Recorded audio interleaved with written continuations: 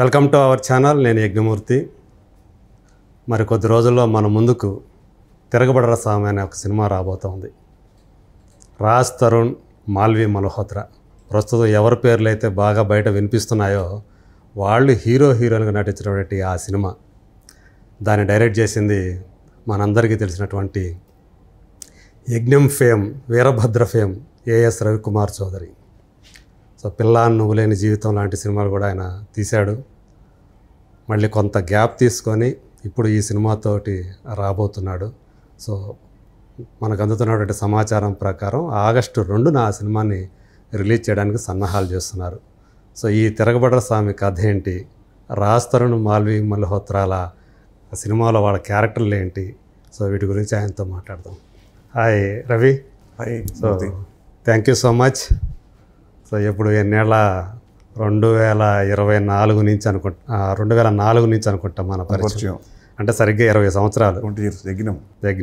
So నీ first film మనసుతోటి మనకు అప్పుడు పరిచయం లేదు, కానీ నీ యజ్ఞం సినిమా నుంచే యజ్ఞం ఫలించింది అన్న యజ్ఞమూర్తి అప్పుడు నుంచి చూస్తున్నాం. అవును.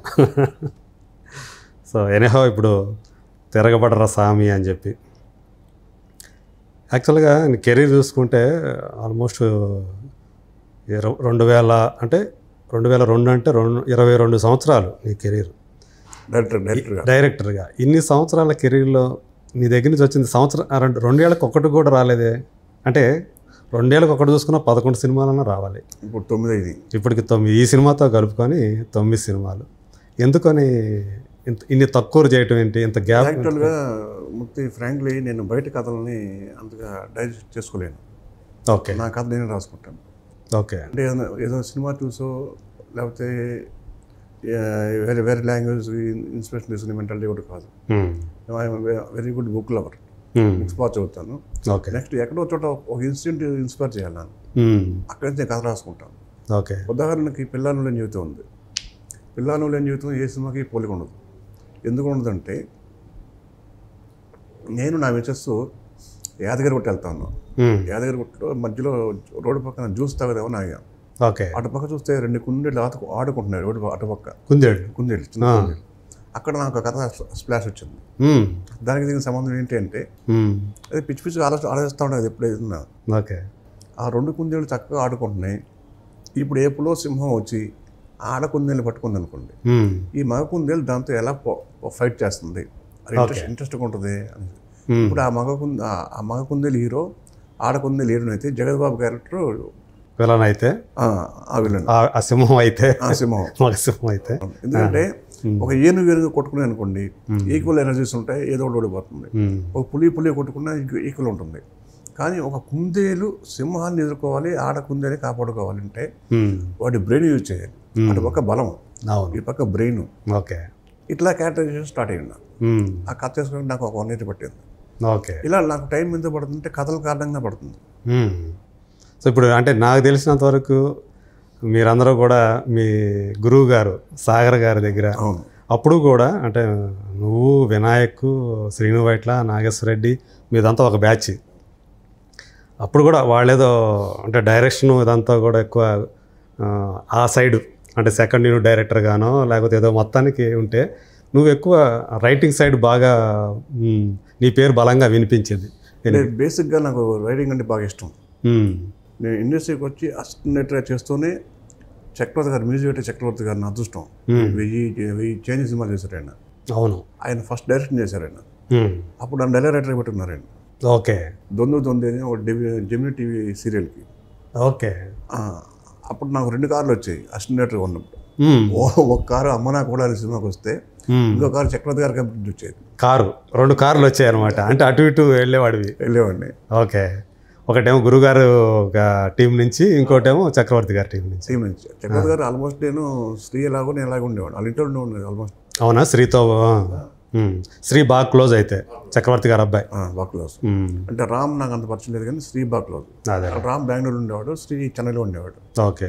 నేను చెన్నై వెళ్తే కంపల్సరీ నేను ఫస్ట్ కలిసి చక్రవర్తి గారిని. ఆయన హైదరాబాద్ వస్తే ఫస్ట్ కాల్ తీసేది నాకే. ఓకే. నైట్ కూడా ఆయన ఇక్కడ ఏ హోటల్ ఉంటే అక్కడే పడుకునేవాడిని. అవునా? అంత క్లోజ్. సాగర్ గారితో ఎంత క్లోజ్ ఉంటానో చక్రవర్తి గారితో నాకు అంత అఫెక్షనేట్ ఉంది. ఓకే. నాకు ఈ మధ్య ఇప్పుడు నేను ఇక్కడ మ్యూజిక్ మంచిగా చేయించుకుంటున్నాను అంటే ఆయనతో ఉన్న సహవాసమే కారణం. సో అప్పుడు కలిగినటువంటి ఆ మ్యూజిక్ సెన్స్ ఏదైతే ఉందో అది కంటిన్యూ ఇప్పుడు దాకా చెప్పాడు ఆయన. ఏ సాంగ్ ఎలా వాడుకోవాలి, ఒక సాంగ్ సినిమా మొత్తం ఒకే సాంగ్ పట్టుకో, మొత్తం రిపీట్ అవుతూ ఉండాలి ఓకే అని చెప్పటం. Re recording, special re recording. Music factory కదా మూర్తి. ఆయన రాజు గారు, చక్రవర్తి గారి చేతిలో ఉన్న సినిమాలు ఎవరి దగ్గర ఉండే కాదు కదా ఆ రోజుల్లో. ఒక రకంగా ఏకఛత్రాధిపత్యం కొంతకాలం పాటు, ఒక 14 సంవత్సరాలు. ఇప్పుడు కూడా తప్పించుకోలేము ఆయన. మన ఎఫ్ఎం పెడితే ఏదో సాంగ్ డెఫినెట్గా ఆయన వస్తుంది, ఆయన వస్తానే ఉంటుంది. అదే దురదృష్టవశాత్తు ఆయన లేరు, శ్రీ కూడా మన ముందు ఇప్పుడు లేరు. ఆయన కూడా చిన్న వయసులోనే తను కూడా. ఆ విధంగా నేను రైటర్గా నాకు ఫస్ట్ నుంచి కాలేజ్ డేస్లో ఉన్నప్పటి నుంచి కూడా రైటింగ్ స్కిల్స్ ఉన్నాయి. ఓకే. ఆల్మోస్ట్ చిన్న చిన్న షార్ట్ స్టోరీలు లాంటివి చాలా రాశాను. మా గురువారి పేరు మీద కూడా రాశాను ఇండస్ట్రీకి వచ్చారు. ఇప్పుడు మీరు మీ నలుగురు ఉండేవారు కదా ఒక బ్యాచ్లో, అంటే ఎవరికాళ్ళు డివైడ్ చేసుకునేవాళ్ళ వర్క్ని, ఎవరేం చేయాలి ఏంటి? లేదు, అందరూ కలిసిమెలిసి ఉండేవాళ్ళం. వినయాన్సో మంచి రైటర్, సినిమాట్లాన్తో మంచి రైటర్. మాకు సాగర్ గారు ఇచ్చిన అదృష్టం ఏంటంటే రైటర్స్ దగ్గర మమ్మల్ని ఫ్రీగా వదిలేసేవాడు. ఓకే. ఆయన వచ్చేవాడు కాదు కదా, మమ్మల్ని పంపించేవాడు, నువ్వు రాయించేనా అని. ఎల్వి శ్రీరామ్ గారు అయితే వినయ్ అన్నయ్య ఉండేవాడు. ఓకే. మరుదూరు రాజా అయితే నేను ఉండేవాడిని. ఓకే. ఇట్లా అన్నతోటి ఆయన, తమ్ముడితోటి మీరు. అలాగా రైటర్స్ ఎక్కువ టైం స్పెండ్ చేయడం వలన సీన్ ఎలా రాసుకోవాలి అంటే మనకి బేసిక్గా ఒక క్రియేషన్ ఉంటుంది, కానీ సినిమా క్రియేషన్ వేరు. ఇప్పుడు నువ్వు ఒక ఇన్సిడెంట్ రాసుకోవాలంటే బయట కథ వేరు, సినిమా సీన్ రాయటం వేరు. ఓకే. సినిమా సీన్ ఎలా రాయాలా, డైలాగ్స్ అంటే ఇలా ఉంటుంది అని ఆ నేర్చుకోవడం కోసం మాకు అనుభవం ఉపయోగపడిందని చెప్పొచ్చు. ఓకే. ఆ విధంగా ఇప్పుడు నా డైలాగ్స్ ఆల్మోస్ట్ నేను రాసుకుంటాను. ఇప్పుడు ఎగినే ఉంది, మధురాజానే ఉంటారు, బట్ 80% ఆయనే చెప్పారు. 80% రాసింది రవి రాశారు. పిల్లల నుంచి జీతం సేమ్, తిరగబడ స్వామి సేమ్. నాకు రైటర్స్తో చాలా అంటే ఇప్పుడు ఉన్న నేను పెట్టిన రైటర్స్తో నాకు ర్యాపోర్ట్ తక్కువ ఉంటుంది. ఓకే. అప్పుడు సీనియర్స్ రైటర్స్తో నాకు బాగా ర్యాపోర్ట్ ఉంది, ఇప్పుడు నాకు అక్కర్లేదు. అంటే ఇప్పుడు డైరెక్టర్ అయ్యేటప్పటికి కొంచెం అది తగ్గిపోయింది. ఇక నీలోనే ఒక రైటర్ ఉండటం. అయితే డైరెక్షన్ చేసేటప్పుడు మనలో ఉన్న రైటర్ని తొక్కేయాలి, రాసుకునేటప్పుడు మనలో ఉన్న డైరెక్టర్ని మర్చిపోవాలి. ఓకే. ఇక్కడేమో డైరెక్టర్గా ఉన్నప్పుడు రైటర్ని గుర్తుపెట్టుకోకూడదు, రాసేటప్పుడు డైరెక్టర్ని గుర్తుపెట్టుకోకూడదు. ఇంకో నిర్దాక్షిణ్యంగా రెండో పాత్రను తొక్కేసేయాలి. ఓకే. అప్పుడే ఆ పాత్ర న్యాయం చేయగలుగుతాం. అవునవును. సో ఇది తిరగబడరా స్వామి ఏంటి అసలు అందులో ఉన్నటువంటి main? It's a film based on bonding అండి. ఒక బంధానికి ఇప్పుడు మనం ఒక పెళ్లిలో చాలా మంచి మంత్రం ఉంటుంది, మీకు తెలియదు కాదు కదా, అర్ధేశ ధర్మేచ్ఛ కామేచ్ఛ మోక్షేచ్ఛ నాది చరామి మనం ప్రామిస్ చేస్తాం ఓ భార్యకి. అవును. అంటే ఇక మీరు సర్వకాల సర్వావస్థలందు నీకు తోడుగా నీడగా ఉంటానని ప్రామిస్ చేయటం అది. దాన్ని బేస్ చేసుకున్నాను నేను. ఓకే. ఎందుకంటే చాలా మంది తెలియదు అర్థం కూడా. పంతులు గారు ఫటఫట చదివేస్తుంటాడు. మన దాంట్లో హీరో పంతులు గారు ఆగండి అంత ఫాస్ట్ చదువుతున్నారు, ఆ మంత్రం అర్థం ఏంటండి అంటే ఇప్పుడు నువ్వు చెప్పినంత చెప్తాడు. ఇంత మంచి అర్థం ఉంటే తెలియాలి కదండి, మాకు కొంచెం స్లోగా చదవడం సార్, అది మైండ్ ఎక్కేస్తుంది హీరోకి. ఓకే. ఇంకా 80%లోనూ సో అక్కడ ఏదైతే పురోహితుడు చెప్పాడో అది మనసులోకి ఎక్కించుకుంటాడు, మనసుకి ఎక్కించుకుని చెమొకటి దాకా నిలబడతాడు. ఓకే. ఆ అమ్మాయికి ఒక ప్రాబ్లం ఉంటుంది, ఆ అమ్మాయికి ప్రాణాపాయం ఉంది, అది ఇది తెలియదు. యాక్చువల్గా బేసిక్గా హీరో ఇస్ ఆర్ఫన్. ఆ సినిమాలో హీరో ఆర్ఫన్. తన వ్యాపకం ఏంటంటే, తన ప్రొఫెషన్ ఏంటంటే గమ్మత్తుగా ఉంటుంది, కొత్తగా ఉంటుంది అనుకుంటున్నాను నేను, నువ్వు చెప్పాలి కూడా అది. ఓకే. అతని ఉద్యోగం ఏంటంటే ఎవరన్నా ఇంట్లోంచి చిన్నపిల్లలు కానీ ముసలోళ్ళు కానీ పెద్దవాళ్ళు కానీ తప్పిపోతే వాళ్ళని అతనికి ఫోన్ చేసినా పర్లేదు, లేదా పేపర్ కట్టిన అతను చూసినా పర్లేదు, లేదా టీవీలో అడ్వర్టైజ్మెంట్ చూసినా చాలు, వాళ్ళని వెతికి పట్టుకొని మళ్ళీ ఆ ఇంట్లో జాయిన్ చేస్తే అతని పని. ఇదేంటంటే కొత్తగా ఉంది ఈ పని ఏంటి మీకు అంటే ఎవరు తప్పిపోయిన వాళ్ళ? ఓకే. అది వార్త చూశాడంటే పోలీసుల కంటే ముందు ఇతను వెళ్ళిపోతాడు. పోలీసులు తెలియని కేసులు కూడా ఇతను సాల్వ్ చేస్తూ ఉంటాయి సినిమాలో. ఓకే. అలాంటి వ్యక్తి ఇదేంటండి మీ వృత్తి ఇదేంటి అంటే, ఒకప్పుడు నేను కూడా ఇంట్లో తప్పాను కాబట్టి మా అమ్మ నాన్న ఎవరు నాకు తెలియదు, కానీ వాళ్ళ ఆవేదన ఎలా ఉంటుందో నాకు తెలుసు ఇప్పుడు కూడా. సో ఒక అనాథగా నేను పడుతున్నటువంటి ఏదైతే బాధ ఉందో, ఆ ఎమోషన్ ఏదైతే ఎవరు పడకూడదు అనేది అతను అతనండి. ఓకే. దీంట్లో ఒక కొత్త యాంగిల్ కూడా ఉంటుంది. ఆ ఒరబడిలో కొన్ని కొత్త విషయాలు తెలుసుకుంటాడు. ఒక చిన్న పిల్లాడు, ఒక 3rd స్టాండర్డ్ 2nd స్టాండర్డ్ పిల్లాడు తప్పిపోతే తీసుకొచ్చి వాళ్ళ ఇంట్లో వేస్తాడు. వాళ్ళ ఇంట్లో బోర్డు నౌకర్స్, కార్లు, పెద్ద లగ్జరీ బిల్డింగ్ మొత్తం ఉంటుంది. అమ్మ బాబు వచ్చాడ బాబు అమ్మ నా బంగారం నా మనవడా అని తాత, అమ్మ నా ప్రాణం అని చెప్పి వాళ్ళ అమ్మ నాన్న. అంటే బాబు నీకేం కావాలి చెప్పు బాబు, మా వంశంకరాన్ని తీసుకొచ్చి మళ్ళీ ఇచ్చావు మాకు. మీకు విషయం చెప్తానండి, మీ బాబు తప్పిపోలేదు, ఇంట్లోంచి కావాలని పారిపోయాడు. అదేంటంటే మరి ఏం చేస్తాడండి, వయసు ఎంతండి, 6 ఏళ్ల వయసులో 6ంటికి లేపేసి పొద్దున్నే హోంవర్క్ అని వాడికి ఇష్టం ఉన్నా లేకపోయినా గొంతులో కుట్టుపెట్టి వాడిని బస్సుకి ఇచ్చి టాటా అంటారు. వాడు స్కూల్కి వెళ్ళిన తర్వాత ఆ క్లాస్ అని ఈ క్లాస్ అని ఆ క్లాస్ అని ఈ క్లాస్ అని, మళ్ళీ ఇంటికి వచ్చిన తర్వాత మళ్ళీ వాడికి డాన్స్ క్లాస్ అని మ్యాథ్స్ ట్యూషన్ అని సైన్స్ ట్యూషన్ అని చెప్పి పడుకోబోయేదాకా వాడు వృద్ధనే ఉంటారు. అవును, వాడి మెంటల్ కండిషన్ ఏంటంటే కెరీర్ చిన్నప్పటి నుంచే ఎప్పుడో కెరీర్ గురించి ఇప్పటి నుంచి చిన్నప్పటి నుంచి ఆడుకునే వయసులో అతనితో మనం ఆడుకుంటున్నా ఉండే. అందుకే మిమ్మల్ని అందరినీ కాదని ఇంత లగ్జరీస్గా ఉన్నా కూడా వాడు మనసు బాగా, వాడు స్వేచ్ఛ కోసం వెళ్ళిపోయాడు. స్వేచ్ఛ లేకుండా అయిపోయింది. ఇలాంటి యాంగిల్ ఉంటుంది మూర్తి. ఓకే. నెక్స్ట్ ఒక పెద్ద ఆయన పట్టుకొస్తాడు, ఒక 70-72 ఇయర్స్ అయినా ఇంట్లో మిస్సింగ్. పట్టుకొస్తే ఏంటన్నా నెగటివ్ పోయి వయసులో బుద్ధి లేదు నీకు, మాతో పడు కదా బయటకు వచ్చావు, మాతో మాట్లాడకుండా ఎలా తప్పిపోయావు నువ్వు అంటే కోడలో. ఎవరు మా గారు చుట్టాలందరూ మాకు ఫోన్ చేస్తున్నారు, ఏంటి మీకు బుద్ధి ఉందా లేదంటే, ఆగండి మీరు ఆయన తప్పుకోలే, మీతో రావటం ఇష్టం లేక నుంచి వెనక్కి వెళ్ళిపోయాడు. ఏంటి అంటే అమ్మా ఒకసారి ఆలోచించండి, తనకి భార్య లేదు, తోడు లేదు, మీకు టైం లేదు, మీరు అతని గురించి పట్టించుకునే ఏమన్నా చెప్పబోతుంది వాట్సాప్ చేయను అన్న అంటో కొడుకు, అమ్మ ఒక కాఫీ అమ్మ అంటే పెట్టుకోయా కాఫీ ఏమన్నా ఖాళీగా అని చెప్పి మీరు హడావుడిగా మీరు ఆఫీస్కి వెళ్ళిపోతున్నారు. ఇంట్లో ఒక్కడే ఉంటాడు. తన మైండ్ ఎలా ఉంటుందండి ఇప్పటికైనా అర్థం చేసుకోండి, పెద్దవాళ్ళని గౌరవించండి, సారీ అండి ఇది కొంచెం బాగా చూసుకుంటాం, ఇట్లాంటి చేస్తుంటండి. ఓకే. హీరో సో మామూలుగా అయితే అతనికి స్వతహాగా ఒకరి మీద అంటే హింస అంటే ఇష్టం ఉండదు అన్నట్టుగా ట్రైలర్ చూస్తే మనకు అర్థమైంది. కొట్లాట్లకి గొడవలకి వెళ్ళాడు. అటువంటి వాడు ఎలా ఎప్పుడు అదే తిరగబడ్డాడు అనేదే కదా, ఎందుకు తిరగబడ్డాడు ఫుల్ ఆపోజిట్ క్యారెక్టర్గా ఈ అమ్మాయి హీరోయిన్ క్యారెక్టర్గా కనపడింది. హీరోయిన్ చాలా చలాగా ఉంటుంది. హీరోని ఒక టీవీ ప్రోగ్రాంలో చూసి వచ్చి తనే ప్రపోజ్ చేసి పెళ్లి చేసుకుంటుంది.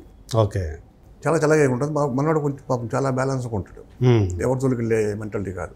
ఆ అమ్మాయి ఏదైనా జరుగుతుంటే మాత్రం ఊరుకోదు, ఎవరైనా కామెడీ వెళ్ళి కొట్టేస్తాయి. ఓకే. మనకెందుకంటే ఏంటి ఒక టైప్ ఆఫ్ క్యారెక్టర్ అమ్మాయి. ఓకే. కొంచెం అంటే ఇమీడియట్గా రెస్పాండ్ అయ్యే క్యారెక్టర్, రెస్పాండ్ అవుతుంది ఇటువంటి విషయాలకి. మనవాడు సర్దుకుపోతాడు. అలాంటి భార్య భర్తలు వాళ్ళని చూసి చాలా ముచ్చటగా ఉంటాయి సీన్స్. అలాంటిది ఒకనొక టైంలోకి వచ్చేప్పటికి ఆ అమ్మాయికి ప్రాణహాని ఉంది అని తెలుస్తుంది హీరోకి. అది హీరోకి చెప్పదు అమ్మాయి. ఫస్ట్ ఫైర్ అవుతాడు, నాకు చెప్పకుండా డమ్ రాసుకోవాలని ఆ ప్రాబ్లం అని చెప్తే మొత్తం సినిమా చెప్పినట్టు అవుతుంది. ఓకే. ఆ ప్రాబ్లం నుంచి తప్పించుకోవడం కోసం పాపం తప్పించుకునే ప్రయత్నాలు చేస్తాడు. ఎక్కడి నుంచి ఎవరి దగ్గర నుంచి ప్రాబ్లం ఉందో వాడిని కన్విన్స్ చేసే ప్రయత్నం చేస్తాడు. వాడి వెండో కుదరదు. ఓకే. ఇంకా అప్పుడు తిరగబడతాడు, దెబ్బలు తింటాడు, వాళ్ళ చేత దెబ్బలు కూడా తింటాడు, లాస్ట్లో కొడతాడు. సో చివరికి తిరగబడతాడు. ఆ అమ్మాయి కోసం అంటే ముందు బతిలాడాడు, బామాలాడాడు, కన్విన్స్ చేయడానికి ట్రై చేశాడు, కూతురులా వినలా అదే చెప్తాడు. నేను బతిలాడాను, వినలా, తప్పు నాదే అన్నాను, వినలా, మమ్మల్ని వదిలేరా బాబు అన్నాను, వినలా, ఇంకేం చేయాలి అని అప్పుడు తిరగబడుతుంది. ఎవడైనా అంతే కదా, పిల్లిని కూడా ఇంట్లో పెట్టేసి తలపేసి కొడుతుంటే తిరగబడుతుంది కదా. ఈ టైప్ ఆఫ్ స్టోరీ అండి. అదే అంటే ఎంత ఏంటి ఎప్పుడో రిలీజ్ కావాల్సిన సినిమా కదా ఇది, యాక్చువల్గా పోయిన సంవత్సరమే రిలీజ్ కావాల్సిన సినిమా కదా, ఎందుకని డిలే అయింది? అంటే యాక్చువల్గా మీరు పోయిన సంవత్సరం గమనించండి, వరుసగా సినిమాలు వస్తూనే ఉన్నాయి, గ్యాప్ లేవు. 4 సినిమాలు 5 సినిమాలు వస్తూ ఉన్నాయి. మేము ఇంత కష్టపడి తీసినప్పుడు మా ప్రొడ్యూసర్ శివకుమార్ గారు మంచి డేట్ కోసం వెయిట్ చేద్దాం, నాకేం పర్వాలేదు అని అందరిని కన్విన్స్ చేసుకుని ఆయన మంచి డేట్ కోసం చూసి ఇప్పుడు ఆగస్టు వస్తున్నారు. ఓకే. అంటే ఈ సంవత్సరం కూడా చూసుకుంటే పెద్ద సినిమాలు ఏమి మొదట్లో రాలా, ఒక సంక్రాంతి తప్ప తర్వాత ఏం లేవు. కల్కి దాకా కూడా ఇంకో విషయం ఉంది ఇక్కడ, మొన్న దాకా తెలంగాణ ఎలక్షన్స్ ఉన్నాయి. కరెక్ట్. దాంట్లో కొంత బిజీ మా ప్రొడ్యూసర్ గారు, అంటే ఆయన బేసిక్గా పొలిటీషియన్. మళ్ళీ కట్టేసి మల్కాపురం శివకుమార్ గారు, ఆయన జహీరాబాద్లో మంచి ఫ్యాన్ ఫాలోయింగ్ ఉంది. ఓకే. కాబట్టి ఆయన ఆ కార్యక్రమాల్లో ఉండటం వల్ల కొంచెం పోస్ట్ పోన్ అయింది. ఆ తర్వాత ఏపీ ఎలక్షన్స్ వచ్చాయి, మన 4th దాకా, అది సరిపోయింది. ఇప్పుడు మే జూన్ ఏపీ సరిపోయింది, నవంబర్ డిసెంబర్ అక్కడ అది సరిపోయింది. ఓకే. ఇప్పుడు ఆగస్ట్ 2 మంచి డేట్ అని చెప్పి డిసైడ్ చేసుకొని వస్తున్నాం. యాక్చువల్గా భారతీయుడు 2 మీద వేస్తారని చెప్పేసి మీరు ఇచ్చారు కదా. అవును, 12వ తేదీ జూలై 12 రావాల్సింది. అంటే అది మేము అఫీషియల్గా చెప్పలేదు, మా డిస్కషన్లో ఉంది తప్ప మేము అనౌన్స్ చేయలేదు. ఓకే, ఓన్లీ ఆగస్ట్ 2 అనేది అనౌన్స్ చేసాం. అదే. సో ఏమైనా అంటే మీ ఇప్పుడు మరి ఏంటి మీ హీరో హీరోయిన్లు ఇద్దరూ కూడా ఇప్పుడు జరుగుతున్నది తెలుసు, వాళ్ళిద్దరిని కూడా ఎక్యూజ్డ్గా పెట్టేసి ఒక అమ్మాయి లావణ్య అనే అమ్మాయి కేసు పెట్టడం, మరి ఇప్పుడు మీ సినిమాకేమో పబ్లిసిటీ అనేది చాలా ఇంపార్టెంట్ కదా, ఇప్పుడు వాళ్ళిద్దరే అవునవును ఫేస్ ఆఫ్ ది ఫిలిం అంటే వాళ్ళిద్దరే కదా. సో మరి ఏంటి మీరు వచ్చే అవకాశం ఉందా? ఇప్పుడు మరి ఆగస్ట్ 2 అంటున్నారు కదా, పక్కా ఆల్రెడీ న్యూస్ ఇచ్చారు, అఫీషియల్గా ఇచ్చేశారు. ఇప్పుడు ఇవాళ చూస్తేనేమో డేట్ దగ్గరికి ఇంకా ఒక 2 వారాలు కూడా లేదు కరెక్ట్గా చెప్పాలంటే, సరిగ్గా అంటే వచ్చే శుక్రవారం కాక అపై శుక్రవారం, సరిగ్గా 2 వారాలు అనుకోండి. ఏంటి మరి ఇప్పుడు దాకా మరి పబ్లిసిటీ కూడా? మా సినిమా ప్రమోషన్స్కి ఇబ్బంది లేదు. బై లక్కీగా ఏమైందంటే మొన్న మేము ట్రైలర్ రిలీజ్ చేసిన మరుసటి రోజు ఇద్దరితోటి రికార్డ్ ఇంటర్వ్యూస్ పెట్టేస్తాం. ఓకే, ఆ తర్వాత వచ్చింది ఇష్యూ కాబట్టి మన దగ్గర ఆ రికార్డ్ ఇంటర్వ్యూస్ అన్నీ ఉన్నాయి. ఓకే, ఆల్మోస్ట్ 6-7 ఛానల్కి ఇచ్చినట్టున్నారు. అవి మనకు ఉపయోగపడతాయి, మనకంత ఎఫెక్టివ్ ఉండదు. అంటే మీరు మళ్ళీ మీడియాతోటి కలిసి ఉంటాయి, ప్రీ రిలీజ్ ఈవెంట్ అని ఉంటాయి కదా, దానికి వాళ్ళు అందుబాటులో వస్తారని అనుకుంటున్నాను. అప్పటికే వస్తారని ఈ లోపల అనుకుంటున్నాను, ఆశిస్తున్నాను. సో రాజ్ తరుణ్ గురించి చెప్పాలంటే అబ్బాయి పర్ఫార్మెన్స్ కానీ, సో వాటి సెట్స్ మీద లేదా సెట్స్ బయట, సో ఎలా అనిపించింది? సెట్స్ బయట కంటే సెట్స్ బయట నేను 1-2 సార్లు మా ఇంట్లో కలిశాను. చాలా జోబెల్గా ఉంటాడు. యాజ్గా నేను సినిమా గురించి ఎక్కువ మాడతాను.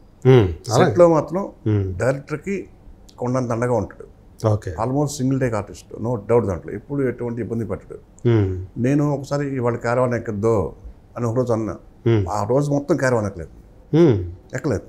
బిల్డింగ్ పైన జరుగుతుంది షూటింగ్, అక్కడే భోజనం చేశాడు, మధ్యాహ్నం అక్కడే పట్టుకున్నాడు, అక్కడే లేచాడు, అక్కడే యాక్ట్ చేశాడు తప్ప క్యారవాన్లోకి ఎక్కలేదు 1 డే మొత్తం. దాన్ని బట్టి డైరెక్టర్కి ప్రొడ్యూసర్కి ఎంత కోఆపరేట్ చేస్తాడో అర్థం చేసుకోవచ్చు. ఓకే, సో మీరు ఏం చెప్తే అది వింటాడు. సో అతని యొక్క అంటే రాజ్ తరుణ్ తోటి ఈ సినిమా తీయటానికి, రాజ్ తరుణ్ని హీరోగా పెట్టుకోవడానికి అసలు మెయిన్ రీజన్ ఏంటి? మెయిన్ రీజన్ నేను కథ రాసుకున్న తర్వాత మా డిఎస్ రావు కదా, మా మిస్సెస్ వాళ్ళ మేనమా, అవును, ఆయన్ని కలిస్తే ఆయన మల్కాపురం శివకుమార్ గారిని భర్తీ చేశారు. మల్కాపురం గారికి శివకుమార్ గారికి కథ నచ్చేసి ఇమీడియట్ టేక్ ఆఫ్ అన్నారు. అని అప్పుడు హీరో ఎవరు అంటే ఈ థాట్ అయిందే శివకుమార్ గారిది. రాజ్ తరుణ్ బాగుంటాడండి, ఆలోచించండి. నిజమే, నాకు ఆ థాట్ లేదు, డెఫినెట్గా బాగుంటాడని. అప్పుడు తర్వాత రాజుని కలిసాం. రాజు కూడా ఇమీడియట్గా ఒప్పేసుకున్నాడు. ఓకే, కథ విని నేను ఏదైతే అనుకున్నాను హీరో క్యారెక్టరేషన్కి పర్ఫెక్ట్గా సెట్ అయ్యాడు. ఆ అమ్మాయి కూడా, మాల్వి కూడా పర్ఫెక్ట్గా సెట్ అయ్యింది. ఓకే, తెలుగు అమ్మాయిలా ఉంటుంది అమ్మాయి. అది కూడా శివకుమార్ గారే రికమెండ్ చేసింది. ఓకే, అసలు ఈ అమ్మాయి అసలు మనకి ఇప్పుడు దాకా తెలియని అమ్మాయిని కదా, రాస్తానంటే ఓకే, మాల్వి మల్హోత్రా అమ్మాయి ఈవెన్ ఎక్కడ సౌత్లో కూడా మిగతా ఎక్కడ కూడా నటించినటువంటి ఇది ఇంట్రడక్షన్, ఇంట్రడక్షన్ ఎలా పట్టుకొచ్చారు? ఈ అమ్మాయిని ఎక్కడి నుంచి పట్టుకొచ్చారు? అమ్మాయి అంతకుముందు శివకుమార్ గారికి పరిచయం ఉంది. అది నాకు తెలియదు, ఎక్కడో బాంబేలో అనుకుంటాను. ఓకే, ఆ అమ్మాయి ఫోటో చూపించారు నాకు, లంగావణిలో ఉంది. కరెక్ట్గా ఇలాంటి క్యారెక్టర్ కదా అనుకుంటున్నాం మనం అని చెప్పి వచ్చింది తను. కొంచెం ఆడిషన్ చేశాను, బాగా అనిపించింది. ఆమెను ఓకే చేయడం జరిగింది. ఓకే, సో పర్ఫార్మెన్స్ పరంగా ఈ ఇద్దరు అది చెప్పే కదా, ఒకడేమో హీరోనేమో బ్యాలెన్స్గా ఉంటాడు, ఈ అమ్మాయి ఏమో రెవల్యూషన్ అగ్రెసివ్గా ఉంటుంది. దాన్ని కరెక్ట్గా అమ్మాయి బాడీ లాంగ్వేజ్ కూడా కరెక్ట్గా సూట్ అయింది. అదే, సో వాళ్ళిద్దరు ప్రొఫెషనల్గానే ఈ సినిమా మీరు చేసేంతటప్పుడు వాళ్ళ మధ్య రిలేషన్షిప్ నిజంగా మీరు అనేది ఓన్లీ ప్రొఫెషనల్గానే ఉండేదా, లేకపోతే బయట కూడా వాళ్ళిద్దరి మధ్య అంటే అమ్మాయి లావణ్య అమ్మాయి ఆరోపణలు చేసేదాని ప్రకారం? లేదండి, నాకు అసలు అంత ఐడియా లేదు. ఓకే, బయట నాకు ఐడియా లేదు. సెట్లో మాత్రం ప్రొఫెషనల్గా ఉండేవాడు. ఓకే, సో రాజ్ తరుణ్ మీద ఏదైతే ఆరోపణలు ఇచ్చారు, నీకు రాజ్ తరుణ్ ఈ 2 ఏళ్ళ నుంచా బాగా క్లోజ్? 1.5 year. ఇది ఇష్యూ వచ్చిన తర్వాత మీరు ఎలా ఎఫెక్ట్ అయ్యారు దానివల్ల? మేము ఎఫెక్ట్ ఒకటి ఉంటే ప్రమోషన్స్కి వస్తే బాగుండు. నిజానికైతే వీళ్ళు కనుక ఈ కేసు కనుక లేకపోయినట్లయితే ఈ టైంకి జూలై 12కి రిలీజ్ చేద్దామని చెప్పేసి ప్లాన్లో యాక్చువల్గా ఉన్నారు కదా మీరు? ఆగస్టు 2 అండి. ఆగస్టు 2 ఓకే, మేము జూలై 12 ఆగస్టు అనుకుంది. ఓకే, ఆగస్టు మన ట్రైలర్ కూడా రిలీజ్ చేసాము. ట్రైలర్ రిలీజ్ చేసిన తర్వాత ఇష్యూ వచ్చింది. మేము అప్పటికే ఆగస్టు 2 ఫిక్స్ అయ్యాం. ఓకే, ఆగస్టు 2 ఫస్ట్ మనమే ఫిక్స్ అయింది. ఓకే, కాదు యాక్చువల్గా మీరంతా కూడా ఈ మధ్యకాలంలో ఒక ప్లాన్ చేసుకున్నారు కదా, వీళ్ళిద్దరితోటి బయటికి వెళ్ళి చేద్దాం, పబ్లిసిటీ చేద్దాం, ప్రమోషన్స్లో చేద్దామని చెప్పేసి. అది మీకేమన్నా కొంచెం ఇబ్బంది కలిగించిందా? అదే చెప్తాం కదా అబ్బాయి. లక్కీలీ ఏంటంటే అది ఫార్చునేట్లీ ట్రైలర్ రిలీజ్ అయిన మరుసటి రోజు రికార్డింగ్ ప్రోగ్రామ్ చేసిన ఆఫీస్లోనే. ఓకే. ఇద్దరిని కూర్చోబెట్టి అంటే మళ్ళీ అమ్మాయి బాంబే నుంచి రావాలి ఎప్పుడు వస్తా లేదు, మళ్ళీ హీరో ఎక్కడ ఏ షూటింగ్ వెళ్ళడం తెలియదు కదా, బిజీ ఉన్నాడు. అలాగే ఇద్దరితోటి శివకుమార్ గారు ఇండోస్ అరేంజ్ చేశారు. ఓకే. కాబట్టి అవి టెలికాస్ట్ అవుతూ ఉంటాయి. అంటే నాకు తెలిసి ఒక రాజ్ తరుణ్ శ్రేయోభిలాషిగా ఈ కేసు అనేది మిమ్మల్ని ఎంతవరకు వ్యక్తిగతంగా కూడా మీకు పర్సనల్గా కూడా ఏమైనా కొంచెం ఇబ్బంది పెట్టిందా? ఇలా ఎందుకు జరిగింది? రాజ్ తరుణ్ గురించి మీకు తెలుసు, చెప్పాలంటే ఏం చెప్తారు? నేను అసలు వ్యక్తిగతంగా తీసుకోలేదు. మీరు ఇలా చూస్తాను, నేను ఇలా చూస్తాను, అలా చూస్తాను తప్ప అదేలే అది అందరూ హ్యాపీగా ఉండాలి, దీంట్లో ఎక్కడ ఏం లేకుండా అందరూ బయటకు రావాలని నా ఆశ. అదేలే అంటే ఈ జరిగిన తర్వాత రాజ్ తరుణ్ మీ మధ్య మాటలేని జరిగినాయా? మాట్లాడారా రాజ్ తరుణ్ తోటి? 1-2 సార్లు మాట్లాడాను. అంటే మ్యాక్సిమం వస్తానని చెప్పాడు. ఇది ప్రమోషన్స్కి. మరి ఈలోపు అది ఏం దారి తీస్తుందో తెలియదు మనకి. అదేలే అంటే మీకు వ్యక్తిగతంగా కూడా నేను తెలుసు కాబట్టి రాజ్ తరుణ్ గురించి బాగా తెలుసు. సో ఈ కేసు నుంచి అతను నిర్దోషిగా బయటకు వస్తాడని నమ్మకం ఉందా, లేకపోతే ఏంటి? ఎవరి వైపు కరెక్ట్ ఉందా? ఎవరి వైపు అంటే తప్పు ఎవరి వైపు ఉంది అని చెప్పి నాకు అంత డెప్త్లో డీటెయిల్స్ లేదు బాస్. ఓకే. బట్ అతను బయటపడాలని కోరుకుంటాను. అంటే మీకు చెప్పడం ఇష్టం లేదా, లేకపోతే? చెప్పడం ఇష్టం లేదు కాదు, ఎందుకంటే పద్ధతి కాదు, ఎందుకంటే ఇష్యూ ఇన్ కోర్ట్. ఇంకా కోర్టు దాకా వెళ్ళలేదు కదా ఆల్మోస్ట్. అంటే యాక్చువల్గా పోలీస్ కంప్లైంట్ దాకే ఉంది. అతనేమో యాక్చువల్గా 18వ తేదీ లోపల రమ్మని చెప్పేసి నోటీస్ ఇచ్చారు పోలీసులు. తను కూడా తన లాయర్ ద్వారానే సమాధానం ఇచ్చినట్టున్నాడు పోలీసులకు కూడా. కొంత టైం కావాలనో ఏదో మొత్తానికి సినిమా ప్రమోషన్స్కి నేను అటెండ్ కావాలని చెప్పేసి. సో ఈ పరిస్థితుల్లో మరి మీ సినిమాకి ఇది నెగిటివ్ అవుతుందా పబ్లిసిటీ? ఇది నెగిటివ్ పబ్లిసిటీ అవుతుందా, ఇది పాజిటివ్ పబ్లిసిటీ అవుతుందా? మీ సినిమాకి ఈ కేసులకు సంబంధం లేదండి. ఆడియన్స్ థియేటర్లోకి వచ్చిన తర్వాత వాటి అటెన్షన్ గ్రాప్ చేయడం అనేది నా బాధ్యత. అదే వాళ్ళు డెఫినెట్గా వాళ్ళ పర్ఫార్మెన్స్ బాగా చేశారు, కథ బాగుంది, సినిమా బాగుంది అన్నప్పుడు ఇది పట్టించుకోరు ఎవరు. సినిమా చూస్తే ఇది గుర్తుంది ఎవరికి, సినిమా మూడ్లో ఉంటారు తప్ప. కాబట్టి అంత ఎఫెక్ట్ నెగిటివ్ ఆర్ పాజిటివ్ సినిమాకి దీనికి సంబంధం ఉండదు నేను అనుకుంటున్నాను. అదే యాక్చువల్గా ఈ సినిమా ఒక ప్రమోషనల్ ఈవెంట్లో మీరు కూడా వార్తల్లో వ్యక్తి అయ్యారు. మన్నారో చోప్రా కూడా ఇందులో ఒక కీలక పాత్ర పోషించింది కదా. అది ఎప్పుడు అయిపోయింది కదా. అదే అంటే ఎప్పుడో అయిపోయింది అని కాదు నేను అంటదే. అప్పుడు అంటే మీరు కూడా అప్పుడు వార్తల్లో వ్యక్తిగా నిలిచిన వాళ్ళే కదా అంటున్నాను నేను. అలాంటిది ఇప్పుడు ఈ రాజ్ తరుణ్ ఇష్యూ అంటే ఒకసారి మీరు వార్తల్లో నిలిచారు, ఇప్పుడేమో రాజ్ తరుణ్, మాల్వి మల్హోత్రా కూడా ఇద్దరు కూడా వార్తలో నిలుస్తున్నారు. సో ఇది మీ సినిమాకి ఒక రకంగా చెప్పాలంటే ఫ్రీ పబ్లిసిటీ లాగా అయిపోయిందా అనుకోవచ్చా?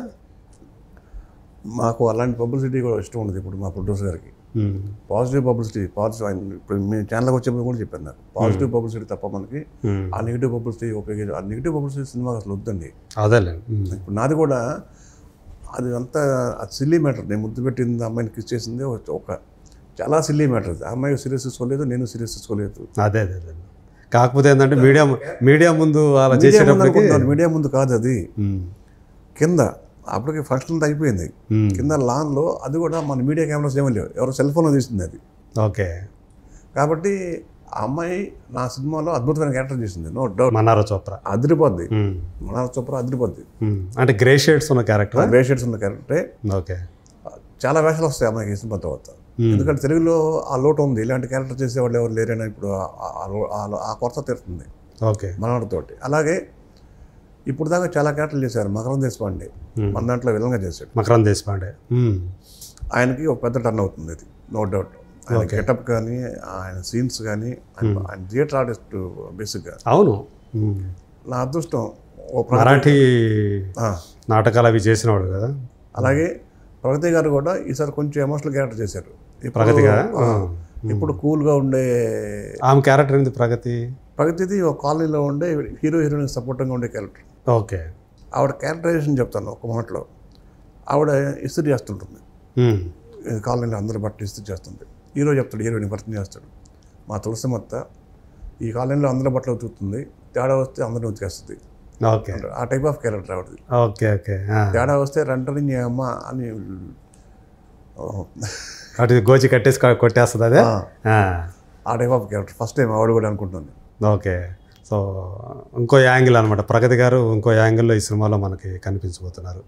ఇప్పుడు మన్నారావు చోప్రా క్యారెక్టర్ విలన్ పక్కన ఉండే క్యారెక్టర్ మకరంద్ దేశపాండే, వాళ్ళకేం రిలేషన్ ఏమైనా ఉందా? భార్యాభర్తలో లేకపోతే అట్లాంటిది ఏదన్నా అట్లా కదా? ఉండదండి, అటు పక్కన ఉంటుంది అంతే. ఓకే, ఓ ఫ్రెండ్, ఓ సలహాదారు అనుకోవచ్చు, ఓ రైట్ హ్యాండ్ అనుకోవచ్చు. ఎందుకని రవికుమార్ నేను వచ్చిన దగ్గర నుంచి గమనిస్తున్నాను, మామూలుగా అయితే ఏదైనా ఓపెన్గా మాట్లాడే రవికుమార్ ఇప్పుడేంది ఈరోజు నాకేందో కొత్తగా కనిపిస్తున్నాడు. అసలు ఏదో దాచిపెట్టుకొని ఏం దాచిపెట్టలేదు అని చెప్పాను. అసలు ఓపెన్గా లాస్ట్ టైం మాట్లాడినప్పుడు చాలా ఓపెన్గా మాట్లాడేసారు. ఇప్పుడు చూస్తేనేమో ఎందుకనో ఏం మాట్లాడాలా వద్దా అన్నట్టుగా. ఏం లేదు. బట్ ఏంటంటే వాళ్ళ పర్సనల్ మ్యాటర్స్లో మనం ఎందుకు వెళ్ళి నేనేదో మాట్లాడి ఇప్పుడు అంటే నేను అనేది ఏంటంటే వీళ్ళ తప్పు వీళ్ళ ఒప్పు అని మీరు జడ్జిమెంట్ ఇవ్వాల్సిన పని లేదు. బట్ రాజ్ తరుణ్ని మీరు ఇన్ని రోజులుగా, అలాగే మాల్వి మల్హోత్రాని ఇన్ని రోజులుగా మీరు చూస్తూ వస్తున్నారు కదా. చూస్తూ వస్తున్నాను. ఇలాంటి సిచ్యువేషన్లో వాళ్ళు చిక్కుకోవటం అనేది బాధాకరం. ఎందుకంటే నేను గమనించిన వాళ్ళ మీద ఇంత ఎలిగేషన్స్ వస్తాయని అనుకోలే. ఎందుకంటే ఒట్లో సిన్సియర్గా ఉండేవాళ్ళు. నాకు ప్యాకప్ దాకా తెలుసు, ప్యాకప్ తర్వాత కూడా తెలుసు. ప్యాకప్ తర్వాత కూడా రాజు నా దగ్గరే ఉండేవాడు. ఇప్పుడు ఈ టాపిక్ కానీ ఆ టాపిక్ కానీ ఇవి వచ్చాయి కాదు. సీన్స్, రేపు సీన్ ఏంటి, రేపు లొకేషన్ ఏంటి, నా డైలాగ్స్ ఏంటి, ఇవే తప్ప ఈ మాల్వి గురించి కానీ లేదా ఇంకొక అమ్మాయి గురించి కానీ అంటే ప్యాకప్ చెప్పేసిన తర్వాత మళ్ళీ వాళ్ళిద్దరూ కలిసిపోయి తిరుగుతున్నట్టుగా కానీ లేదు. ఇలాంటిది నా దగ్గర ఉండేవాడు సార్. నా పక్క రూమే అతిథి హోటల్ ఉంటుంది మరి సుకుమార్ గారిది. ఇక నా రూమ్ పక్కనే తనది. నేను లేవాడు తన దగ్గరికి, తన నా దగ్గరికి వచ్చేవాడు. కానీ ఎప్పుడు ఇట్లా నేను గమనించలేదు. అదే అతను ఎప్పుడు కూడా మాల్వి గురించి మీకు అసలు చెప్పడం కానీ టాపిక్ లేదు, ఎప్పుడన్నా చెప్పడం కానీ. ఈ లావణ్య గురించి ఏమైనా తెలుసా మీకు? అసలు లేదు. రాజ్ తరుణ్ కూడా ఎప్పుడు మీకు ఆ పేరు ప్రస్తావించలేదా? లేదు. సో మీకు కూడా ఇది బయటకు వచ్చిన తర్వాత మీకు కూడా షాక్ అయింది కదా? ఫస్ట్ రియాక్షన్ ఏంటి? షాకే. ఫస్ట్ రియాక్షన్ షాకే. వెంటనే రాజ్కు ఫోన్ చేసావా? నేను వాళ్ళ మేకప్ మెన్ ఈశ్వర్ గారికి ఫోన్ చేశాను. Makeup men. ఓకే. అంటే అసలు నిజమా కాదా తెలుసుకోవాలి కదా. ఫేక్ న్యూస్ అని నా అనుకున్నాను నేను. నా ఫ్రెండ్స్ ఫోన్ చేశాను టకటక, ఏంటిది అని. ఫేక్ న్యూస్ నేనే పెట్టా. వాడు కూడా అంతే ఏంటలే అన్నారు తప్ప నిజం అవుతుందని ఎవరు అనుకోలేదు. అది మధ్యాహ్నం తర్వాత నిజం అని చెప్పి అర్థమైంది. ఓకే. ఆ తర్వాత రాజుతో మాట్లాడాను. రాజు ధైర్యంగానే ఉన్నాడు, నేనేం తప్పు చేయలేదని ధైర్యంగా ఉన్నాడు. వాళ్ళ ఫాదర్ గారు కూడా ఆయనతో మాట్లాడాను, ఆయన ధైర్యంగా ఉన్నారు. కాబట్టి నేను కొంచెం కూలిపోయాను. కాకపోతే ఒక 2 వారాల నుంచి ఈ విషయం అంటే వాళ్ళు ప్రతిరోజు ఏదో ఒక అప్డేట్ తోటి రావటం, లావణ్య గారు, సో ఆమె సైడ్ నుంచి, అలాగే వాళ్ళ లాయర్లు కానివ్వండి, కొత్త ఆధారాలు పోలీసులకు ఇస్తున్నారని చెప్పి, అలాగే తను పర్టికులర్గా మాల్వి మల్హోత్రా పేరు కూడా, మాల్వి మల్హోత్రా ఆమె తమ్ముడు కూడా వాళ్ళ వల్లే వాళ్ళని నన్ను థ్రెట్ చేస్తున్నారు అని చెప్పేసి, అలాగే నన్ను దూరం చేసింది మాల్వి మల్హోత్రాని అని చెప్పేసి ఆమెను కూడా ఎక్కుజుడిగా చేయటం. సో ఇదంతా కూడా చూస్తే ఇదంటే ఇది లావణ్య అనే ఆమె చాలా కాలం నుంచి వాళ్ళ ఇంట్లోనే ఉంటుంది, రాజ్ తరుణ్ ఇంట్లోనే ఉండటం. అట్ ప్రజెంట్ కూడా రాజ్ తరుణ్ ఇంట్లోనే ఉంటుంది ఆ అమ్మాయి. కానీ రాజ్ తరుణ్ మాత్రం తన ఇంట్లో నుంచి బయటికి వచ్చేసాడు. ఎప్పుడన్నా రాజ్ తరుణ్ ఇంటికి మీరు వెళ్ళారా? నేను లేదు. మా ఇంటికి వచ్చాడు తప్ప నేను లేదు. కాబట్టి నాకు మీరు చెప్పిన ఇన్సిడెంట్లో ఒక ఇన్సిడెంట్ కూడా నాకు తెలియదు నిజంగానే. ఒక్కటి ఇల్లు మారాడో మాత్రం తెలుసు, అదొకటి తప్ప నాకు ఏమీ తెలియదు. ఓకే. ఇల్లు మారినాక తెలుసు, దానికి కారణం ఏమో తెలియదు. ఓకే. ఎప్పుడు చెప్పలేదా మీకు? అంటే ఇల్లు మారుతుంది, ఎప్పుడు మారాడు? ఒక 4-5 నెలలు అవుతుందేమో. 4-5 నెలల క్రితమే నాకు చెప్పి. ఓకే. ఇల్లు మారాను అని చెప్పారా? ఏమని పిలుస్తాడు మిమ్మల్ని? మామూలు ఎలా ఏమని సంపాదిస్తాడు? సార్ అంటాడు. అంతేనా? సార్ అంటాడు. ఓకే. అంటే నేను డాడీ అంటాడంట, వాళ్ళు చెప్పారు వాళ్ళ స్టాఫ్.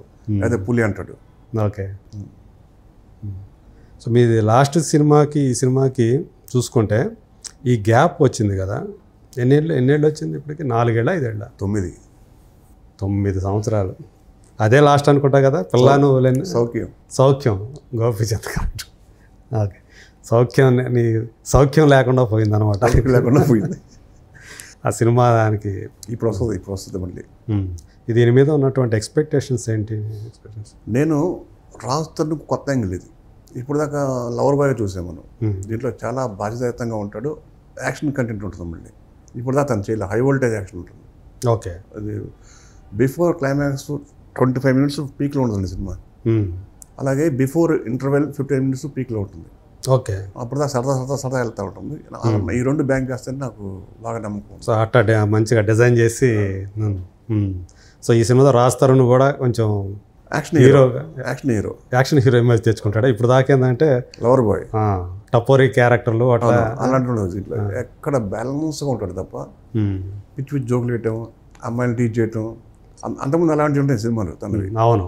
దీంట్లో అలాంటివి లేదు. ఫాస్ట్గా మాట్లాడేది అంటే చాలా ఇది చూడండి మీరు సినిమా చాలా బ్యాలెన్స్గా ఉంటుంది. డైలాగ్ అట్లా ఉండదు, రోల్ అవ్వదు, చాలా బ్యాలెన్స్డ్గా చేశాడు.